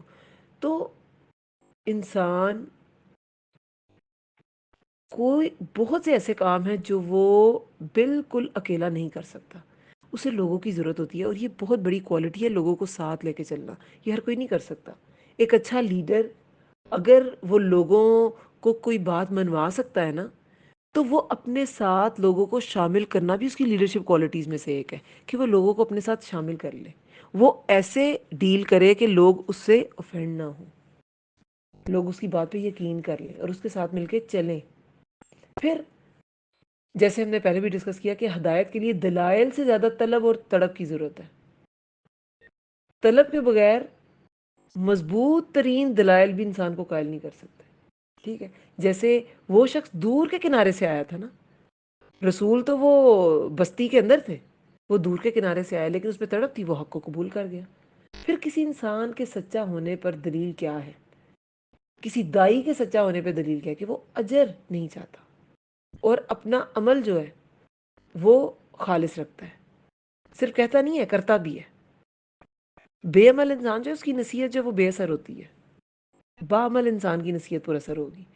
پھر اور کیا اس میں اسباق ہے؟ انسان پر حق سب سے زیادہ اس کے خالق کا ہے.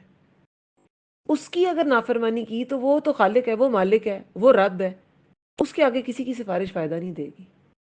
اللہ کے علاوہ ہر سہارا کمزور ہے.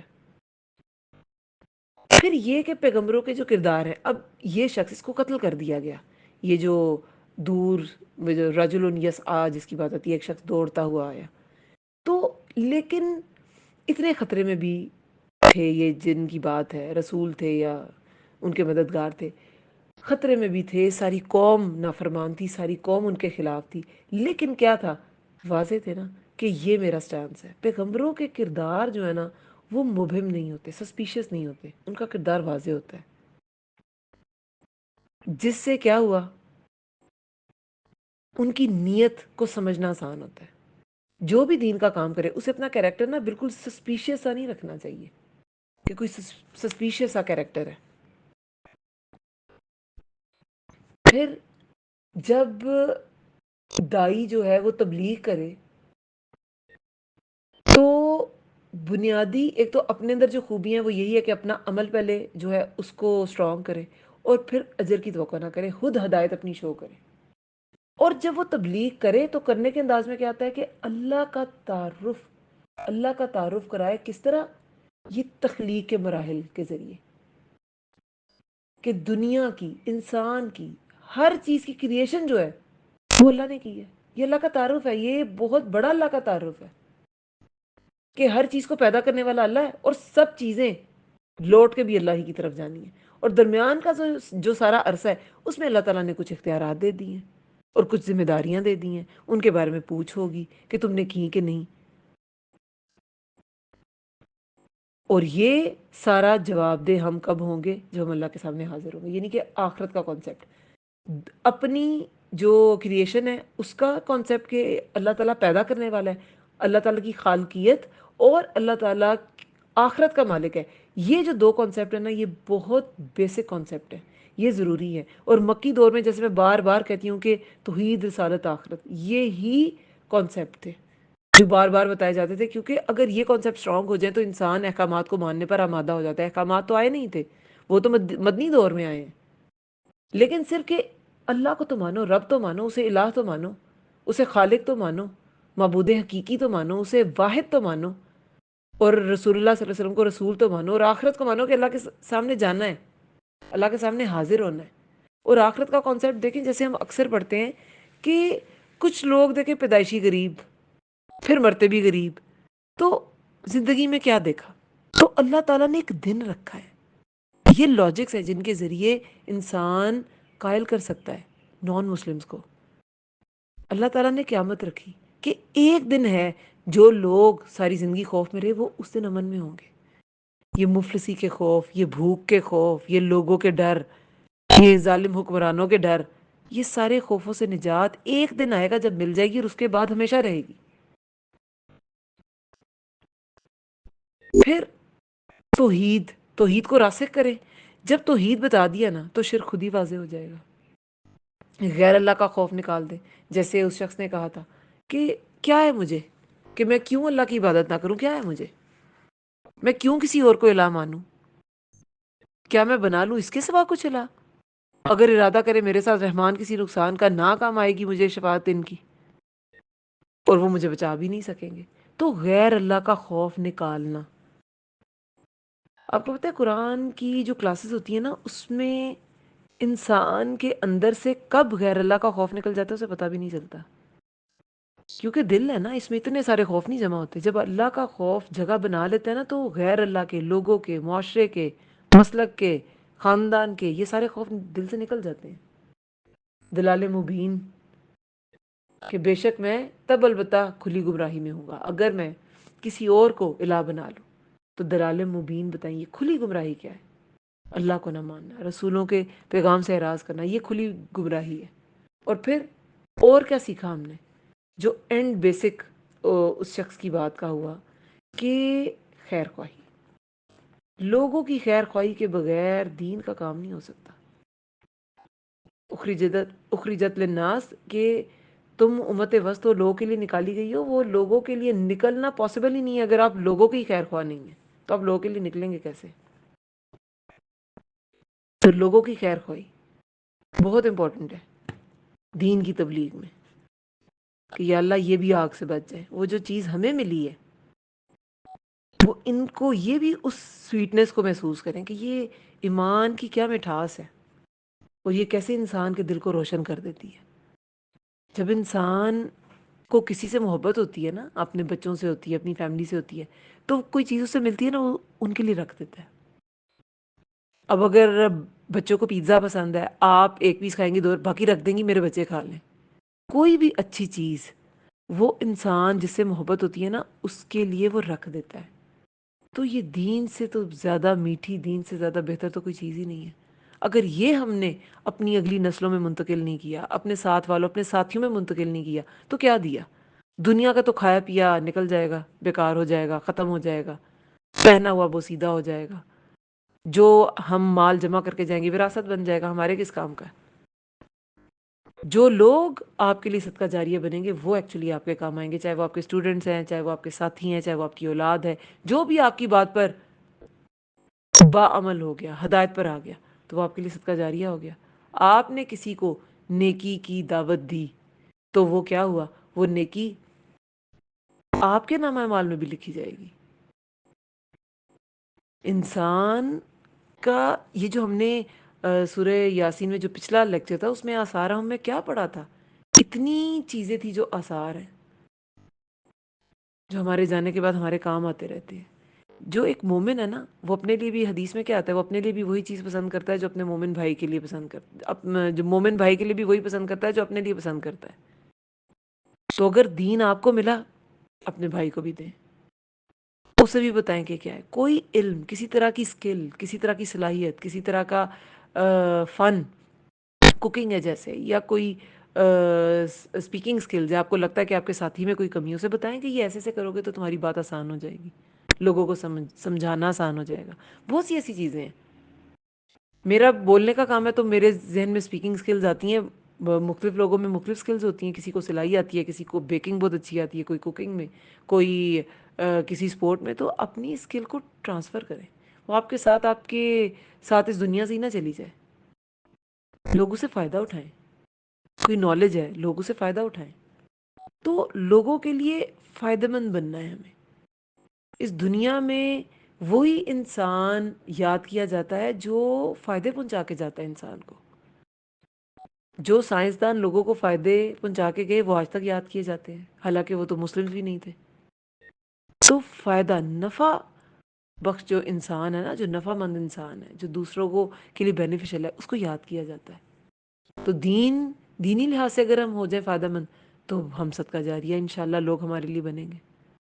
تو اللہ تعالیٰ ہمیں دین سمجھنے کی توفیق دے، دین سمجھانے کی توفیق دے۔ بہت سے ایسے لوگ، ہم اپنے مرنے سے پہلے ایسے لوگوں کو، بہت سے ایسے لوگ ہم تیار کر جائیں جو ہمارے لیے صدقہ جاریہ بنے۔ آمین یا رب العالمین۔ اللہم ارزقنی تفکر و تدبر لما یتلوہ لسانی من کتابک والفہم لہ والمعرفة بمعانیہ والنظر فی عجائبہ والعمل بذلک ما بقیت انک علی کل شیء قدیر۔ اے اللہ، تیری کتاب قرآن میں سے میری زبان جو پڑھتی ہے، اس میں مجھے تفکر، تدبر اور اس کی سمجھ عطا فرما، اور اس کے معنوں اور عجائبات کی پہچان کروا، اور جب تک میں زندہ ہوں اس کے مطابق عمل کروں۔ بے شک تو ہر چیز پر قدرت رکھنے والا ہے۔ آمین یا رب العالمین۔